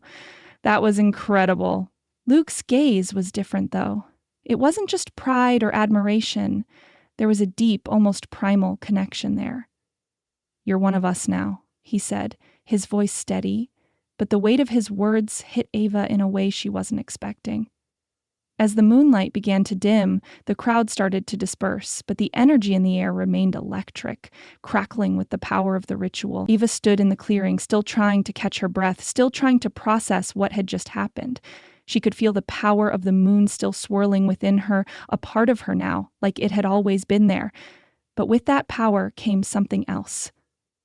Something darker. She was no longer just Ava Cole. She was something more, something important, something others would both revere and fear. Rafe, Kieran, Jax, and Luke lingered close, watching her, their attention a constant weight. Ava could feel the shift in their energy toward her, the respect, the bond deepening in ways she couldn't understand. But in the crowd, Ava caught a flicker of movement, a shadow slipping away into the trees. Her heart skipped, and she turned her head quickly, but the figure was gone before she could make out more than the faintest outline. "Ava," Luke's voice was soft, a question. She shook her head, the unease in her chest growing. "Someone was watching us." Jax straightened, his playful demeanor faltering just slightly. "Where?" I'm not sure, Ava said, her heart racing. They disappeared before I could see more. Rafe's eyes darkened. We'll find them. But Ava didn't have time to dwell on it. The ritual, the transformation, and the bond were still too fresh in her mind. She could feel the shift, the new power that coursed through her veins. But with that power came new dangers, new enemies. The full moon ritual had revealed what she was. But what came next? Ava's gaze rose to the moon above, her breath catching as she finally understood the magnitude of what had just happened. Everything had changed. And the road ahead was no longer just about her. It was about them, the pack, and everything that came with it. Ava stood in the clearing, the night air cool against her skin, but the warmth of the ritual still radiated from her body. The last echoes of the Lunar Council's chant faded into the wind, but she could feel the power of the moon lingering in her veins, intense, almost overwhelming. It felt like the very earth beneath her was alive, pulsing with energy. The crowd had mostly dispersed, their hushed whispers following them as they melted back into the shadows of the trees. The torches along the edge of the clearing sputtered in the breeze, the light casting flickering shadows that danced like spirits around them. But Ava wasn't paying attention to the flickering flames or the retreating figures. Her entire world was consumed by the four men standing at her side. Rafe was the first to step toward her, his dark eyes softening as they met hers. He hadn't said much during the ritual, but the way he watched her now, quiet and intense, made her feel like the weight of the world rested in his gaze. You did it, he said softly, voice thick with pride. There was something deeper there, though, a layer of awe and confusion that Ava could sense but couldn't quite understand. Kieran, ever the thinker, watched her with an inscrutable expression, his arms folded loosely across his chest. Incredible, he murmured, his voice almost distant, as though trying to process everything that had just happened. He wasn't staring at her in the way Rafe was. His gaze was almost analytical, as though he was studying the very essence of her transformation. Yeah, Jax piped in, grinning with that same cocky energy, but there was something different about his smile now. More genuine, less teasing. You definitely know how to make an entrance, don't you? Luke's gaze was steady, unwavering as it met hers. He didn't say anything at first, but his silence spoke volumes. He placed a hand gently on her shoulder, his touch firm yet comforting. You're more than just one of us now, he said quietly. You're the center of it all. His voice was almost reverential, and the intensity of his words made her heart race. Ava stood there, still glowing faintly with the remnants of the Omega energy that had enveloped her during the ritual. Her mind felt foggy, overwhelmed by the magnitude of what had just happened. She wasn't sure how to process the transformation, the bond, the power that hummed beneath her skin. But the sight of the four of them, their steady presence, their unspoken understanding of what had just changed, was grounding. The Lunar Council approached then, their robes flowing in the breeze. The head elder, his eyes as ancient as the forest around them, placed a hand on Ava's shoulder, his gaze filled with respect. You have survived the ritual, young Omega, he said, his voice deep and resonant. The bond between you and the Alphas is now complete. You have proven yourself worthy. Ava swallowed, trying to steady the overwhelming emotions that swirled inside her. Worthy, she repeated softly, her voice hoarse. The elder nodded. It is not an easy path, but you are strong, and now you must understand. You will never again be alone. He paused, then added, his eyes gleaming with a cryptic knowledge. But know this, as the fated Omega, the envy of many will follow you. The glare of their jealousy will be ever present. Be vigilant. Ava felt a chill creep down her spine at the elder's words, and though she nodded in acknowledgement, she couldn't shake the feeling that something much bigger than her was unfolding, something she wasn't fully prepared for. The feast was a grand affair, set up in a candlelit antechamber just off the clearing, meant to celebrate Ava's new status as the fated Omega. Tables groaned under the weight of rich foods and delicacies, and the air buzzed with the hum of students celebrating the event. But the atmosphere was thicker than just festivity. It was tinged with something more complicated. As she entered the room, Ava immediately felt the weight of dozens of eyes on her. Some were filled with admiration, even awe, but others were colder, skeptical. She could feel it. The sharp glances, the whispers just out of earshot, the sense of disapproval lingering in the air. "Ah, the star of the night," Jack said with a teasing grin, his arms slipping around her shoulders in an almost protective gesture. "Don't let it go to your head, though. We wouldn't want you getting too used to the spotlight." Ava shot him a side eye, grateful for his lightheartedness, even if her nerves were starting to unravel. "I'm trying not to," she replied, trying to ignore the way some of the other students watched her with clear judgment. "Don't listen to them," Rafe said quietly, his voice low but full of conviction as he stood next to her. He was always so still, but the energy around him seemed to grow heavier when she was close. "This is your moment. Don't let anyone take that from you." She glanced up at him, meeting his gaze for the first time since the ritual. There was something in the way he looked at her, something deeper than just the possessiveness she'd felt before. It was respect. Respect for what she had just become. Ava wasn't sure if she deserved it, but there was no denying the way his words settled in her chest. At the table, Luke had already taken his seat, but he was watching her closely, his quiet intensity never far from her. "The pack is stronger now," he said, with a softness that only she could hear. "You make us whole." Before she could respond, a voice interrupted. "You're not really one of us." Ava froze, her eyes narrowing as she looked across the table.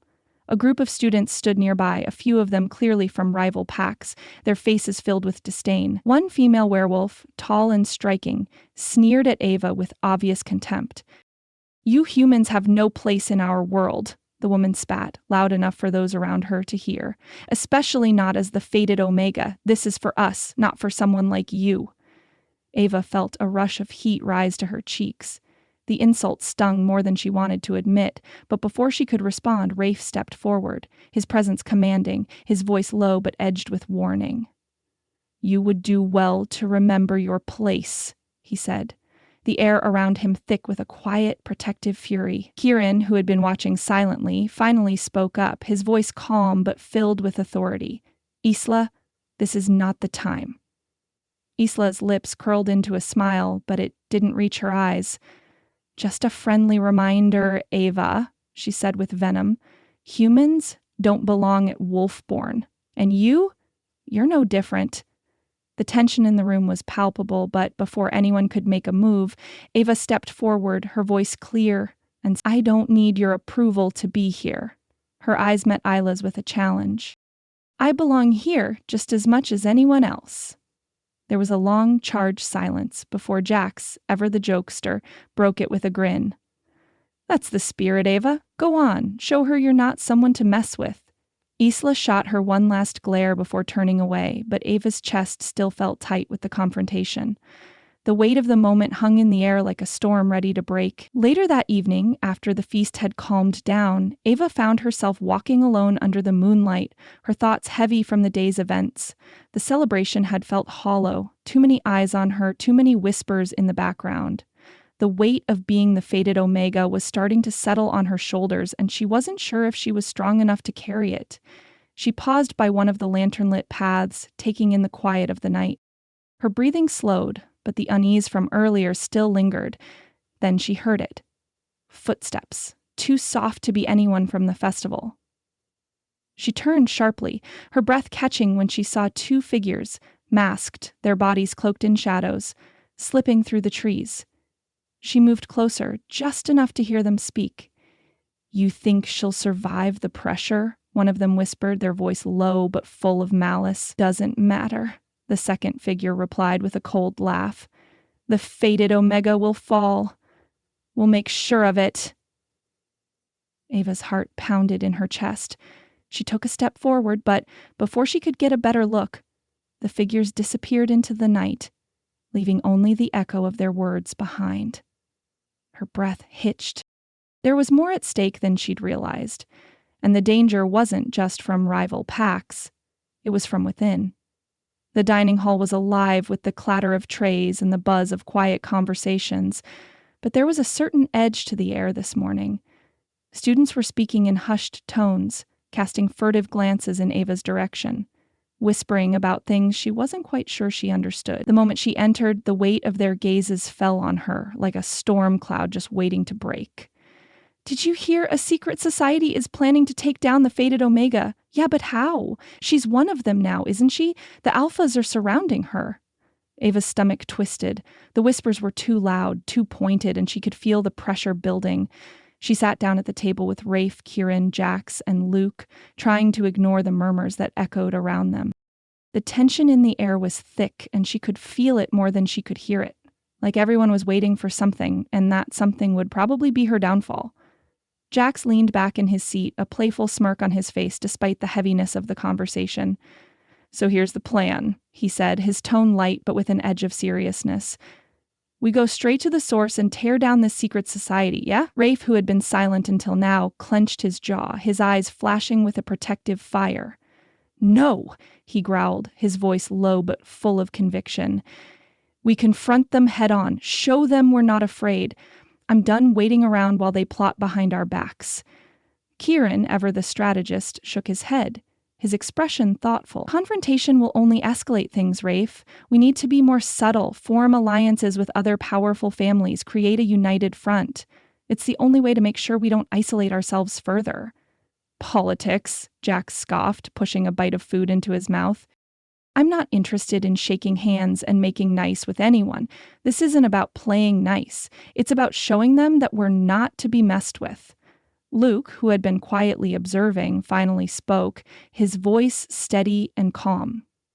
"Enough, both of you," he said softly, but there was a quiet authority in his tone that made the others pause. "Arguing won't solve anything. Ava's already under enough pressure. We need to stay focused, and we need to do this together. That means listening to each other, even if we don't agree." Ava felt the weight of their arguments settle around her like a heavy cloak. She had never asked for this leadership role, never wanted it, but here she was, caught in the middle of 4 alpha heirs, each of them pulling in a different direction, each of them demanding something from her. They weren't just fighting for her safety anymore, they were fighting for control. "I didn't ask for this," she muttered, her voice barely above a whisper, but the words were enough to quiet the table. She could feel their eyes on her, softening, as if they had forgotten she was standing at the center of all their plans.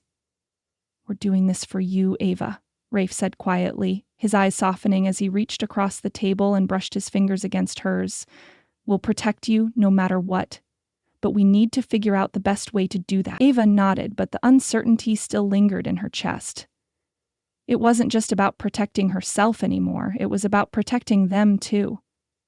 The weight of being the fated Omega felt like it was crushing her from the inside out. The Lunar Council's call for a special meeting sent a ripple of unease through the group. Ava could feel the tension in the air as they made their way to the council's chambers, the weight of their collective gaze pressing down on her. The high-ranking elders awaited them in the grand hall, their presence a reminder of the centuries of power that governed Wolfborn. As they entered the room, Ava could feel the shift in the atmosphere. The council, ancient and composed, watched them with a mixture of approval and apprehension. "You've done well, fated Omega," the head elder said, his voice deep and full of authority. "You have proven yourself, but the threat is far from over." Ava's heart skipped in her chest. "What threat?" she asked, her voice trembling with the uncertainty that still swirled inside her. "There are forces at play here that want to undermine your position," the elder continued. "The secret society that has been plotting against you will stop at nothing to dethrone you, and if they succeed, it will destabilize not only your bond with the Alphas, but the entire structure of Wolfborn." Ava felt her knees go weak. "What do you mean, destabilize?" "The fated Omega is the heart of the pack," the elder explained. "If the Omega falls, so does the pack. The entire werewolf line could fracture, causing chaos that no one will survive." Ava's mind spun with the weight of the revelation. She wasn't just fighting for her own survival anymore. She was fighting for the future of everything she had come to care about. Them, the pack, Wolfborn itself. "The pressure on you will grow," the elder said, his eyes narrowing. "You must unify the pack. You must show them you are worthy of the title, or everything will unravel." Ava nodded, though her stomach was tied in knots. This wasn't just about her anymore. It was about the men she had come to care for, about the world they inhabited. She wasn't sure she could carry this burden, but there was no turning back now. The training courtyard felt different now. The energy was heavier, charged with the weight of the council's warning. The 4 alphas stood together, the tension palpable as they prepared for their combined defense training. Ava wasn't sure what to expect, but she had a sinking feeling in her gut that the cracks in their bond were starting to show. Rafe, ever the dominant alpha, moved first, his posture commanding as he circled Ava. "Stay close," he muttered, his gaze intense. "We'll protect you." Ava nodded, trying to keep up, but the moment the sparring began, she felt a ripple of tension sweep through the group. Rafe's dominance was undeniable, but Jax was still stubborn, refusing to follow the same strategy. Karen's precision clashed with Luke's instinctual protectiveness, and Ava found herself caught in the middle of their disunity. Jax, grinning as always, ignored Rafe's orders and charged forward, pushing past Ava and throwing himself into the fray with reckless abandon. "Come on, what's the point of rules?" he called out, his voice full of mischief. Ava flinched, trying to keep her balance as the others scrambled to keep up with the chaos Jax had thrown them into. "This isn't a game," Rafe growled, his frustration clear. Ava took a step forward, trying to mediate, but it was too much. The constant tension, the shifting roles of power, the weight of expectations, it was overwhelming. "Enough," she shouted, raising her hands, but her voice barely cut through the storm that was brewing between them. Kieran stopped mid-movement, his eyes flashing with annoyance. "You can't just throw everything off course like that, Jax. We need a plan." Luke's usually calm demeanor was fraying as he stepped in front of Ava, his body tense. "We're supposed to work as a unit," he said through gritted teeth. "Not this. We're better than this." Ava's heart raced as she watched them, her chest tight with the weight of the strain.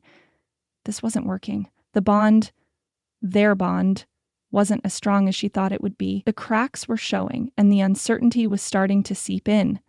Jax's grin faltered, and he stepped back. "I don't do well with being told what to do," he muttered, his voice rough with frustration. Ava's mind was spinning, and before she could find the words to calm the storm, the sparring spiraled out of control. A stray movement caused a collision. Jax's elbow slammed into Rafe's side, knocking him off balance. The tension in the courtyard escalated, and Ava could feel it. The fissures in their bond were becoming impossible to ignore. Her chest tightened as she watched them. Would this bond ever truly work, or were they just too different to ever find harmony? As the training ended in awkward silence, Ava stood in the center, shaken and unsure. The storm wasn't just outside, it was inside her, too. The full weight of being the fated Omega was too much to bear, and the cracks in the pack's unity were too real. What would happen next? The corridors of Wolfburn University were eerily quiet as Ava walked through them, the echoes of her footsteps unnervingly loud in the stillness. Classes were over for the day, and the late afternoon sunlight streamed through the tall windows, casting long shadows on the stone floors. She was on her way to retrieve a book from the archives for a paper she had been putting off. Nothing too out of the ordinary, except for the unsettling silence that seemed to hang in the air like a thick fog. Ava shook off the feeling of unease that had settled into her chest. It was probably just the tension from the recent events. But the closer she got to the library archives, the more she felt like she was being watched. As she rounded a corner, she froze. The faint sound of movement, soft footsteps, was barely perceptible. Her senses, heightened by the Omega power now coursing through her, made her hyper-aware of everything. The shadows seemed to stretch unnaturally, the hairs on the back of her neck standing on end. Before she could react, a group of masked assailants emerged from the darkened passageways, their eyes gleaming with cold intent. They moved with practiced precision, surrounding her. Ava's heart pounded in her chest as one of them stepped forward, a sneer hidden behind the mask. "You shouldn't be here, Omega," one of them said, his voice muffled by the mask. "You're in the way." Ava's breath caught. These were the same people from the rumors, the secret society.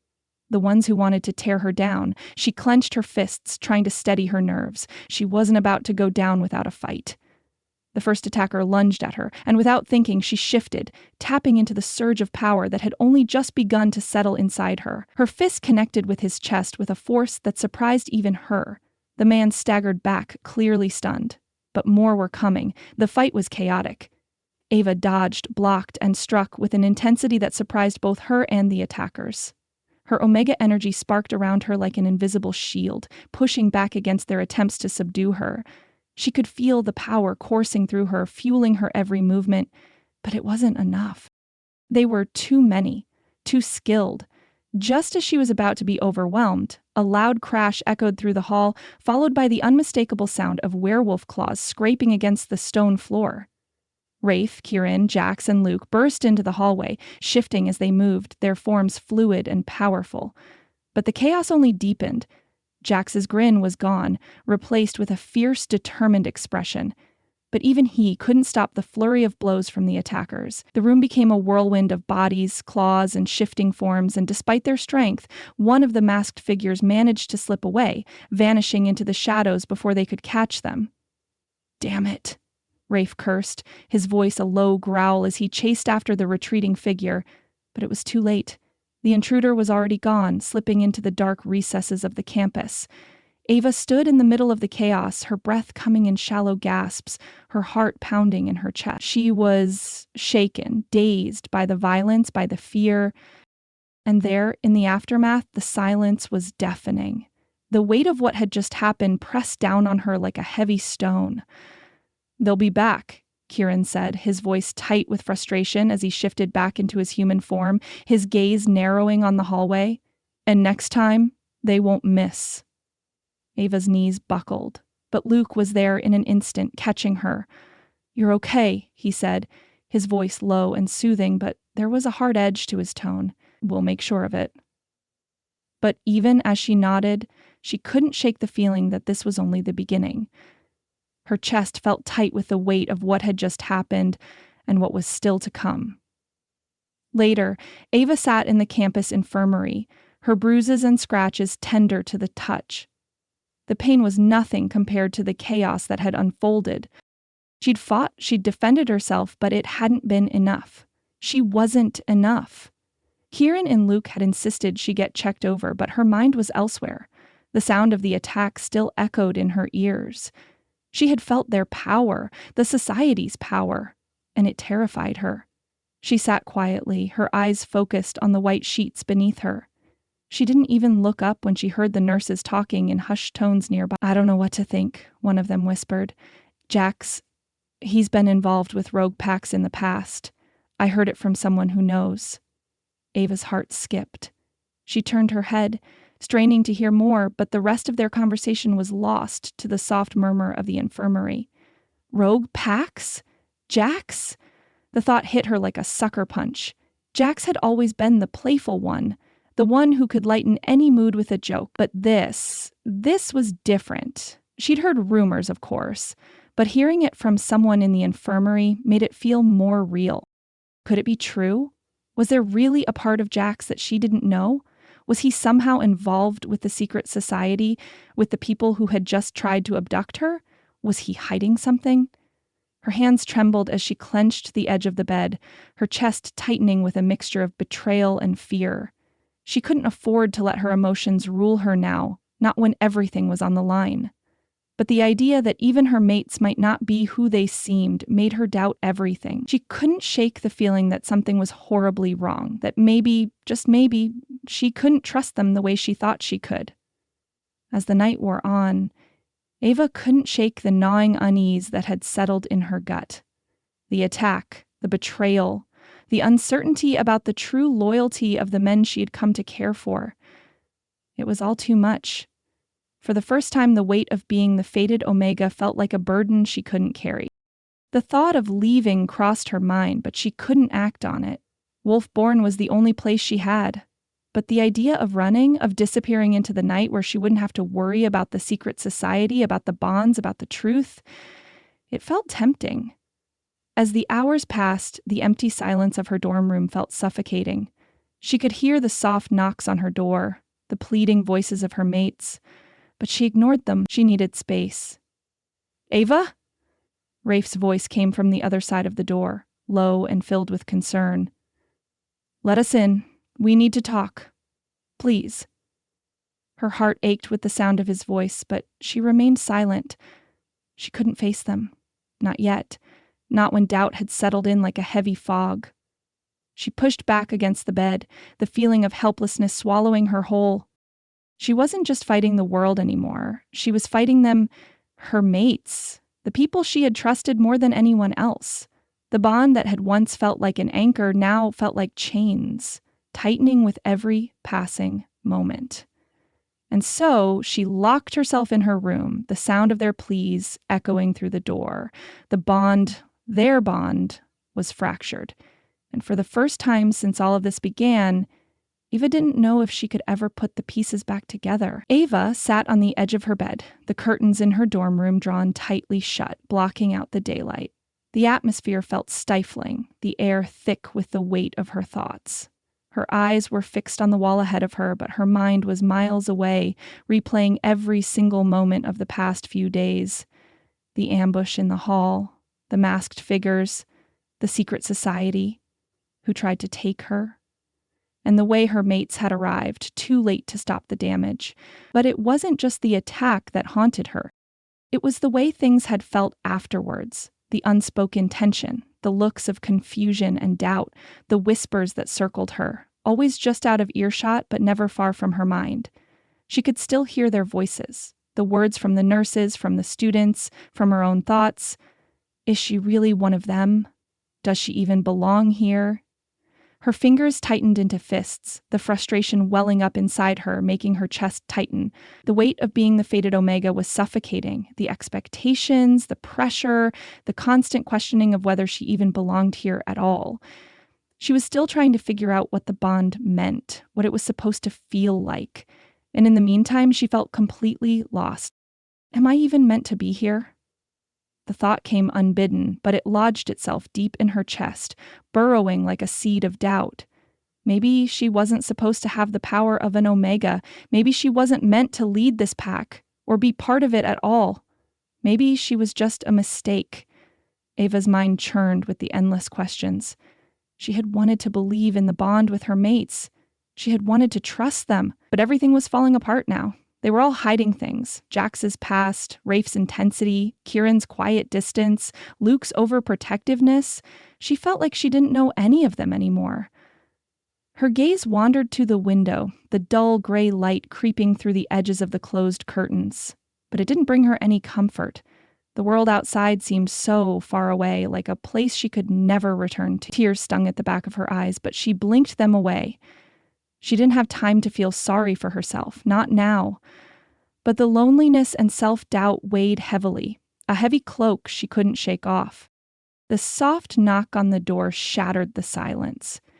Ava froze, her heart skipping a beat. She hadn't expected anyone to come by. She hadn't wanted anyone to come by.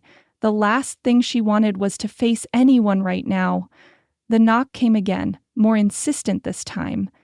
With a reluctant sigh, Ava pushed herself off the bed and moved toward the door, half hoping it would be someone else. But when she opened it, standing there in the hallway was Professor Greyfeather, a tall, older woman with silver streaks in her dark hair wearing a cloak of deep green. Her eyes, sharp yet kind, regarded Ava with an almost knowing gaze. Ava blinked in surprise. "Professor Greyfeather, what are you—" Before she could finish, the professor held up a hand, cutting her off gently. "I know you're going through a difficult time, Ava," she said, her voice calm yet filled with an air of understanding. "But I come with something important." She extended her hand, offering a letter sealed with an intricate wax insignia. Ava's eyes widened as she took it, her fingers brushing against the parchment. The handwriting on the envelope was unfamiliar, but elegant. "What is this?" Ava asked, her voice laced with curiosity and suspicion. "It's a letter from your grandmother," Greyfeather said, her eyes softening with what seemed like sympathy. "It's time you knew the truth about your lineage." Ava's breath caught in her throat. Her grandmother?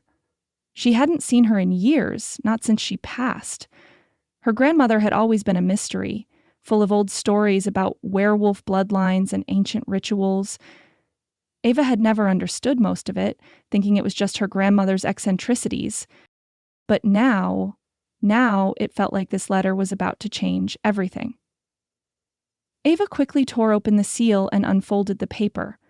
The words inside were neat, but hurried, as if written in a last attempt to pass on something vital. Ava, my dearest child, I know you have always felt out of place, as if you didn't belong among your pack, but know this. You carry the blood of an ancient Omega line. Your power is within you, waiting to emerge. It is not a mistake that you are the fated Omega. Your birthright, your legacy has been passed down through generations. I ask you, Ava, to trust in your power. And trust in those who are drawn to you, even when you don't understand them. They are your pack, they are your family, and they will help guide you toward your true destiny. Ava's fingers shook as she read the last few lines again. She could barely breathe as the weight of her grandmother's words sank in. Your legacy? Your power is within you? Her mind spun with the implications of what she had just read. The Omega gene was in her bloodline. It had always been there, dormant. She hadn't imagined it. This wasn't a mistake. Ava looked up at Professor Greyfeather, her voice trembling. This is real? This is who I am? Greyfeather nodded, a knowing smile pulling at her lips. It is. And now you must embrace it. It's time to stop doubting yourself, Ava. You are not weak, and you are not alone. The weight that had been pressing on Ava's chest seemed to lighten just a little. She still didn't know how everything would play out, but for the first time in days, she felt a spark of something within her.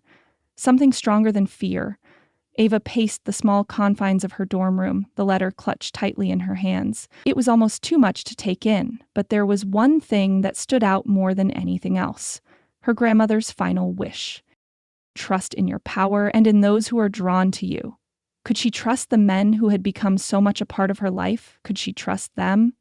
She thought of Rafe's quiet strength, Kieran's careful calculations, Jack's irrepressible charm, and Luke's protective nature. At times she had doubted them, doubted that they were fully honest with her, doubted whether they were truly what they seemed. But now, with her grandmother's words fresh in her mind, Ava felt a stirring deep within her. She had been drawn to them for a reason. They were her pack, her family. And maybe, just maybe, they were the ones who could help her embrace her destiny. With a determined breath, Ava pushed open the door to her dorm and stepped outside. The cool night air hit her face, and she inhaled deeply, the scent of the forest and the moonlit sky filling her lungs. She wasn't going to run anymore. As she walked down the hall, her mind buzzed with the possibilities. There was so much left to uncover about herself, about the pack, about the hidden truths within Wolfborn. But for the first time in a long while, she felt like she was on the right path. Her bond with her mates wasn't just about power. It was about trust. And maybe, just maybe, she had been misjudging them.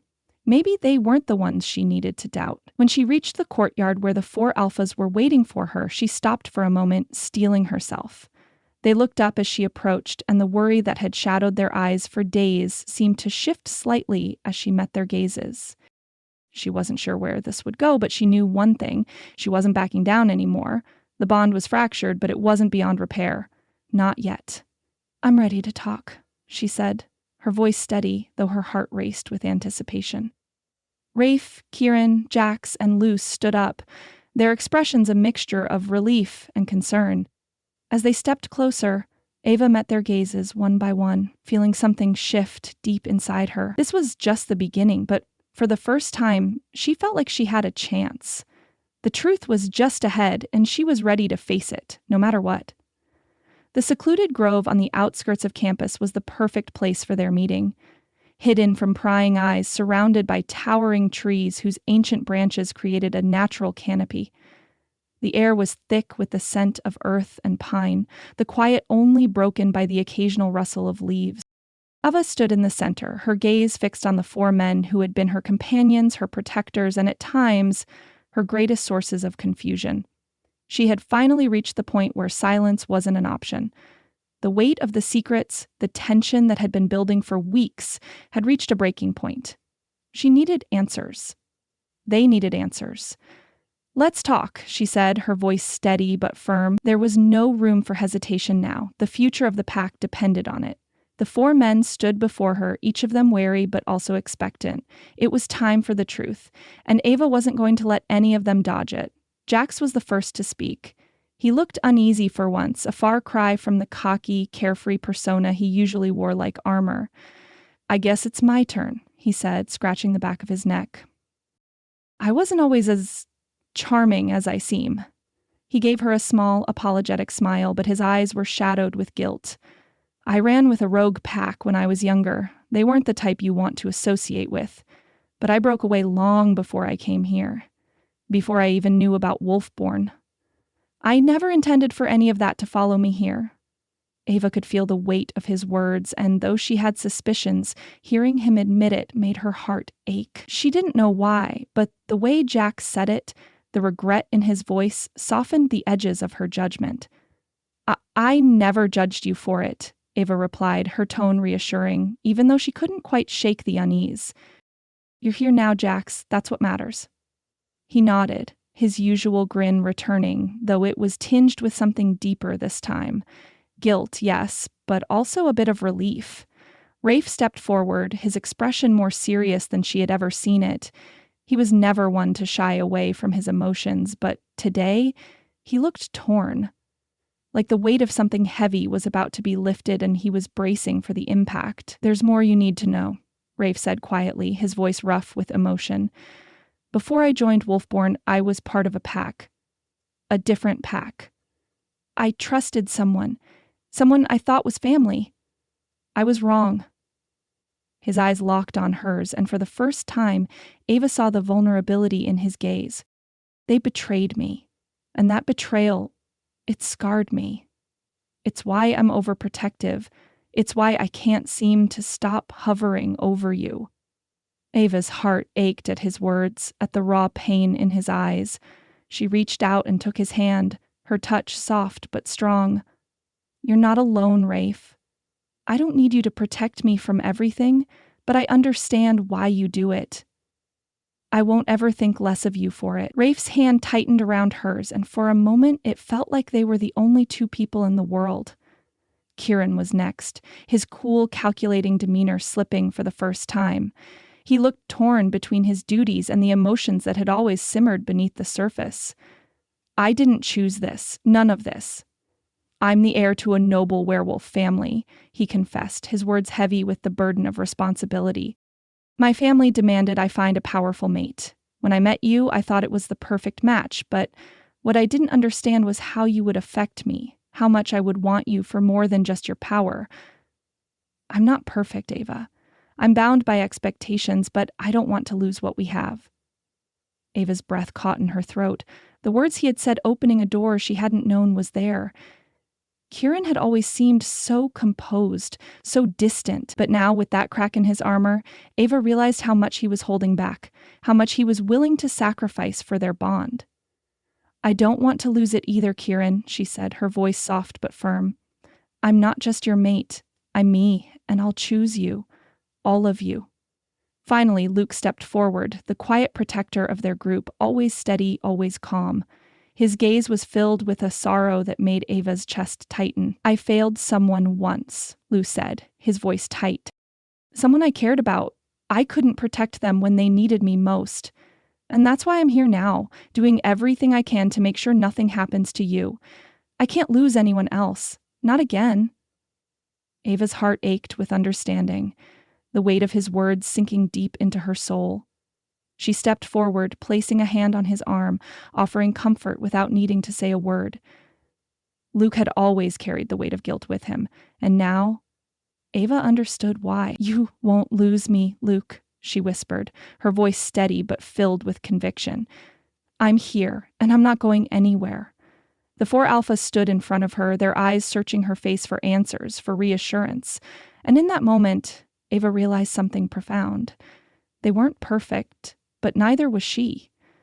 They had all been through their own struggles, their own pain, and in this moment they were united by something stronger than any of their pasts. I trust you, Ava said, her voice clear. And I need you to trust each other. We're not going to make it through this if we're all holding back.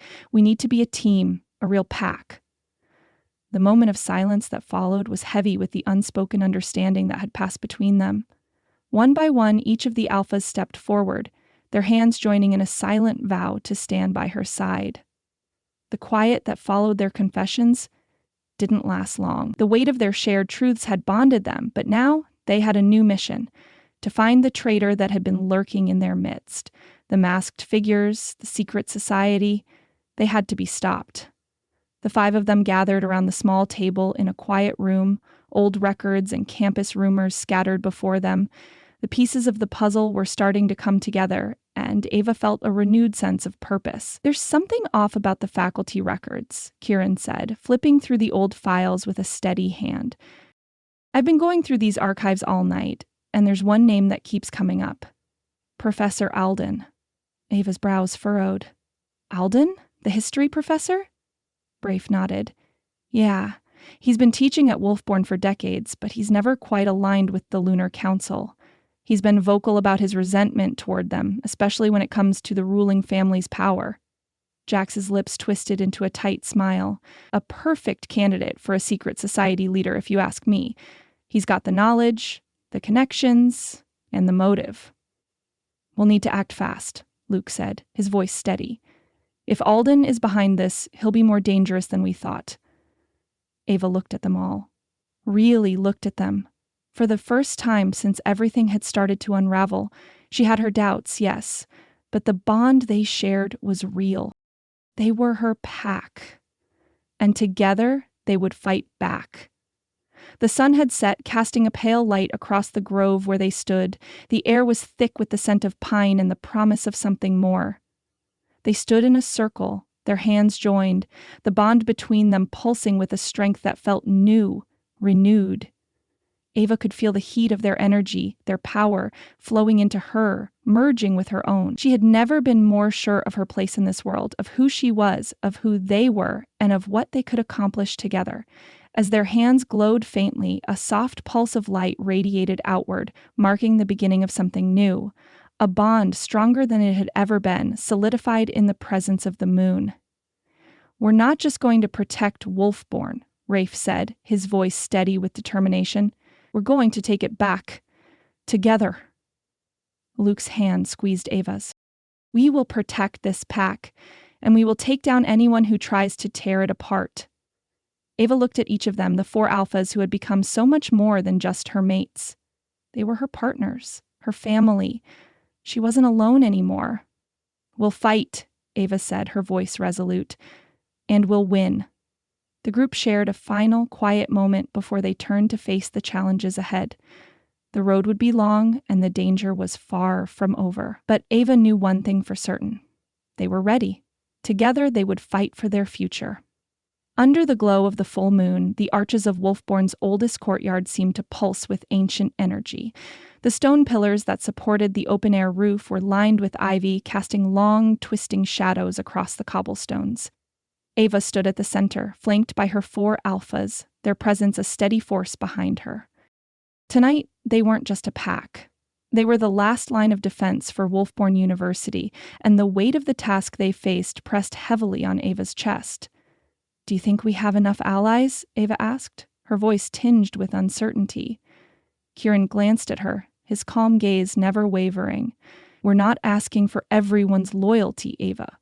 Just the ones who understand what's at stake." Rafe, his jaw tight with tension, added, "We need to make them see that this isn't just about you. The society threatens all of us. They won't stop until they get what they want." They had spent the evening quietly assembling support. Other packs, a few students loyal to the idea of the new fated Omega, and even some reluctant members of the Lunar Council who had begun to realize that if Ava fell, it would bring the whole system crashing down. At the far side of the courtyard, Luke turned to her, his eyes soft with a silent question. "We're ready. The others are waiting."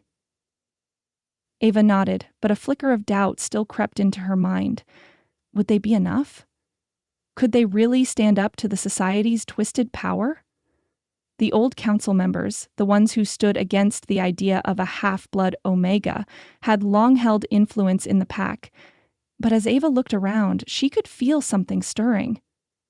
unity. Each face she saw, each person who nodded in her direction, carried a spark of belief that hadn't been there before. The atmosphere shifted, the air growing heavier with the realization that they weren't just a collection of individuals anymore. They were a pack. A quiet murmur of agreement rippled through the crowd, and slowly, the nervousness began to fade. There was strength in numbers, and that strength was standing right in front of her. "We have them," Ava said quietly, her voice gaining resolve. "It's time to end this." The abandoned chapel sat at the edge of campus, its stone walls crumbling under the weight of time. Moss clung to the ancient structure, and a thick fog rolled in as if nature itself was recoiling from the dark energy that had settled over the place. Torches sputtered along the path, their light flickering in the dead of night, casting eerie shadows that seemed to pulse with anticipation. Ava stood with her mates and their allies, the tension in the air thick enough to taste. Jax cracked his knuckles, the familiar grin from earlier replaced with a fierce expression.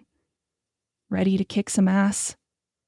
"I've been ready," Rafe muttered, his voice low, almost primal. His eyes glinted with a dangerous promise. "Let's do this."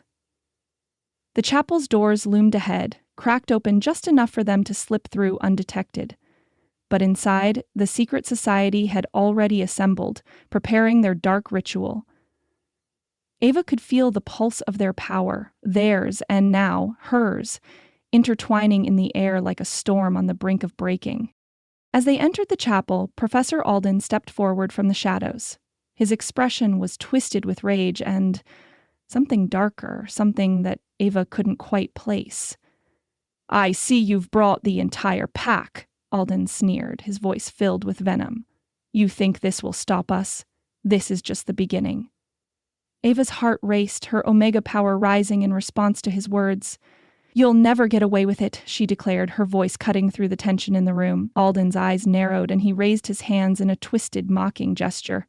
"You think you can stop the inevitable? The old ways are dying, and I will make sure that no half-blood omega, no meddling council, ruins this world we've built." As the air crackled with energy, Ava could feel the society's spells forming, their power rising to crush her. Her mates shifted, stepping forward, their instincts on high alert. The pack moved in unison, ready to fight for everything they had come to believe in. Ava felt her omega power surge within her, a force that threatened to consume her and the space around her. She had no time to waste. She had to fight, not just for her life, but for the pack she had come to love, and for the future of Wolfborn. With a roar, she raised her hands, and in that instant she felt her power burst free, unleashing a pulse of energy that collided with the society's dark magic. A clash of fur and fury erupted as wolves shifted and collided in a storm of fangs and claws. Ava stood at the center, drawing on the combined alpha power of her mates, her bond with them fusing into something unstoppable. She could feel their strength around her, an unbreakable force that rippled through the room. But then, just as she thought she had the upper hand, Alden stepped forward, a gleam of twisted triumph in his eyes. "Goodbye, Omega," he hissed, raising his hands high in a final lethal gesture. Ava's heart pounded and she felt her mates move to shield her. The attack came fast, too fast. But just as the strike was about to land, her omega aura flared to life, surging outward in a brilliant burst of light that neutralized the strike. A wave of energy exploded, sending the masked attackers stumbling back. The light faded, leaving the chapel shrouded in silence. Ava stood, breathless but unbroken, as her mates surrounded her. "Not today," she said, her voice a quiet, powerful declaration. One by one, the society's members either fell or fled, their ritual undone, their power crushed under the weight of Ava's resolve. The air seemed to calm, the storm of violence fading into nothingness, but even as they stood victorious, Ava could feel the fatigue settling into her bones. The battle had been won, but the cost was still there. Her mates gathered around her, their presence steady, their bond with her stronger than ever. Luke stepped forward first, his eyes locked onto hers, filled with something close to reverence.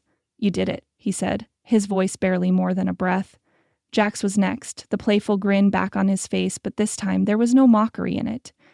"Told you you were badass," he said, his voice filled with genuine admiration. Kieran looked at her, his expression serious but filled with quiet pride.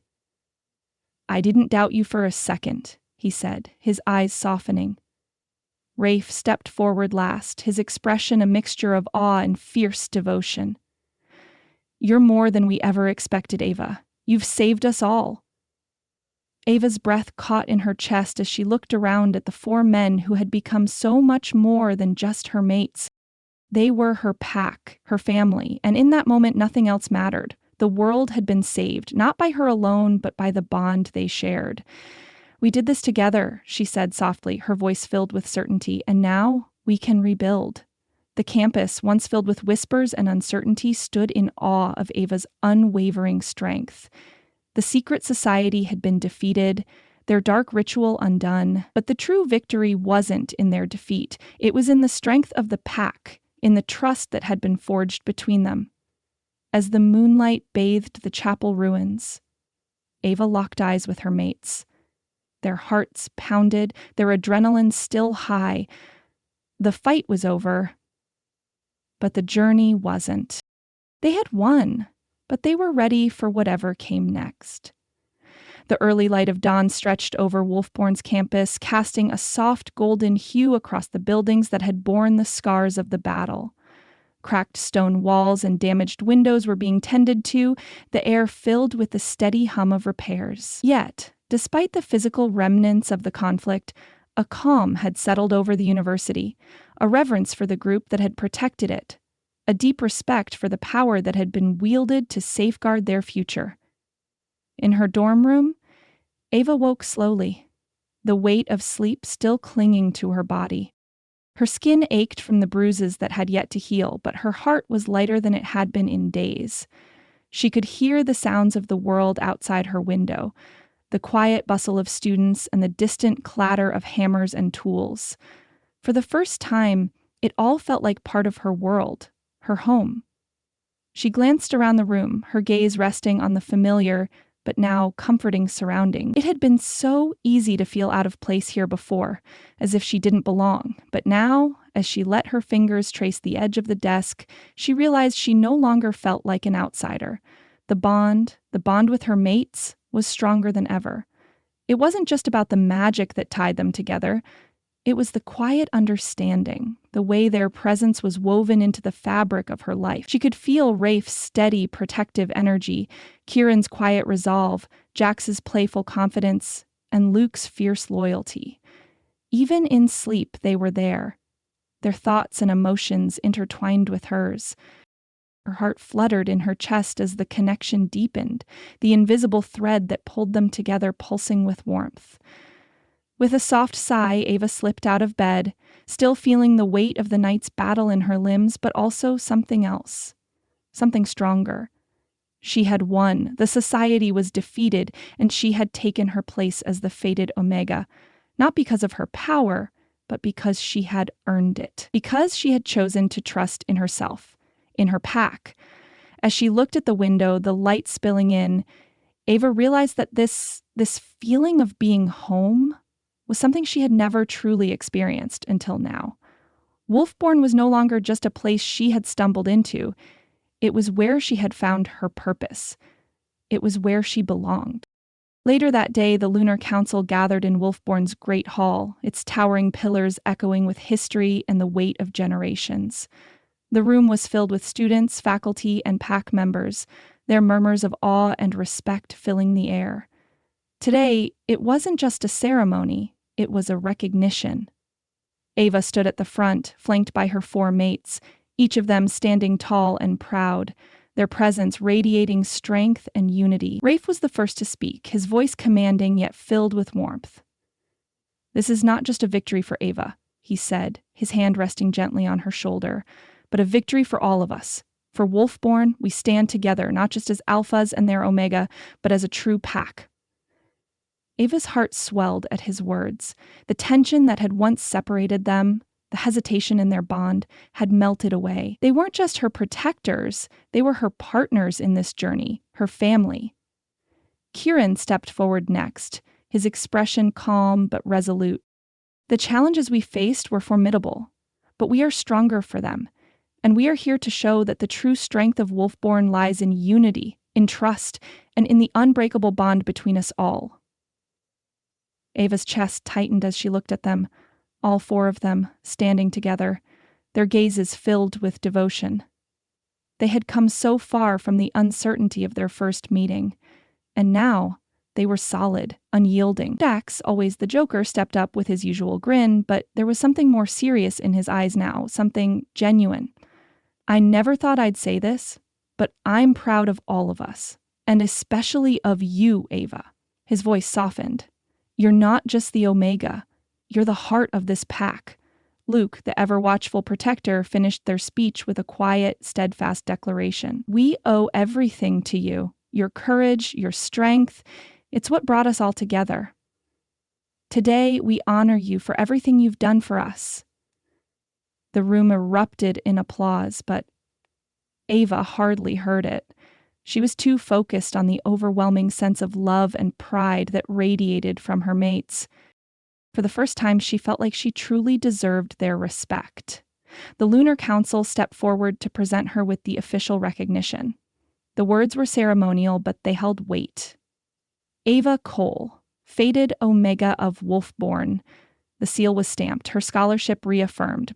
But more importantly, she was no longer just a student, a weapon, or a tool. She was a revered figure, someone who had shaped the destiny of Wolfborn. As the sun began to set, the soft light of twilight bathed the courtyard in a gentle glow. The air was cool and crisp, the scent of the earth rising with the breeze. It was a peaceful evening, the kind that promised a fresh start. Ava stood in the middle of the courtyard, her mates surrounding her, their presence a constant, comforting strength. There was no chaos now, no danger lurking on the horizon. They had won, and the path ahead felt wide open. They clasped hands in the center, forming a circle, a small but significant ritual. It wasn't grand, but it was enough. Their bond, solid, unwavering, connected them in that moment. Ava could feel the weight of it, the pull of their souls intertwining, stronger than it had ever been. Each of their gazes was filled with devotion, trust, and a deep sense of acceptance. Rafe's eyes held a quiet promise of protection. Kieran's gaze was filled with an understanding that only he could offer. Jax's playful grin was softened by a deep affection he didn't often show. And Luke's intense, focused look told her that he would fight for her forever. As they stood there, the soft light of the moon bathed them, its glow illuminating their bond, casting a silvery glow over the world. Ava could feel the pulse of her Omega power, steady, controlled, but still wild and untamed in its strength. It was hers, and it was theirs. She took a deep breath, her heart swelling with pride, with love, with belonging. "We did it," she whispered, the words carrying more meaning than she had ever thought possible. She wasn't just talking about defeating the society, she was talking about everything, about how far they had come, how much they had fought for this moment, for each other. "Yes," Rafe said, his voice low and filled with certainty. "We did."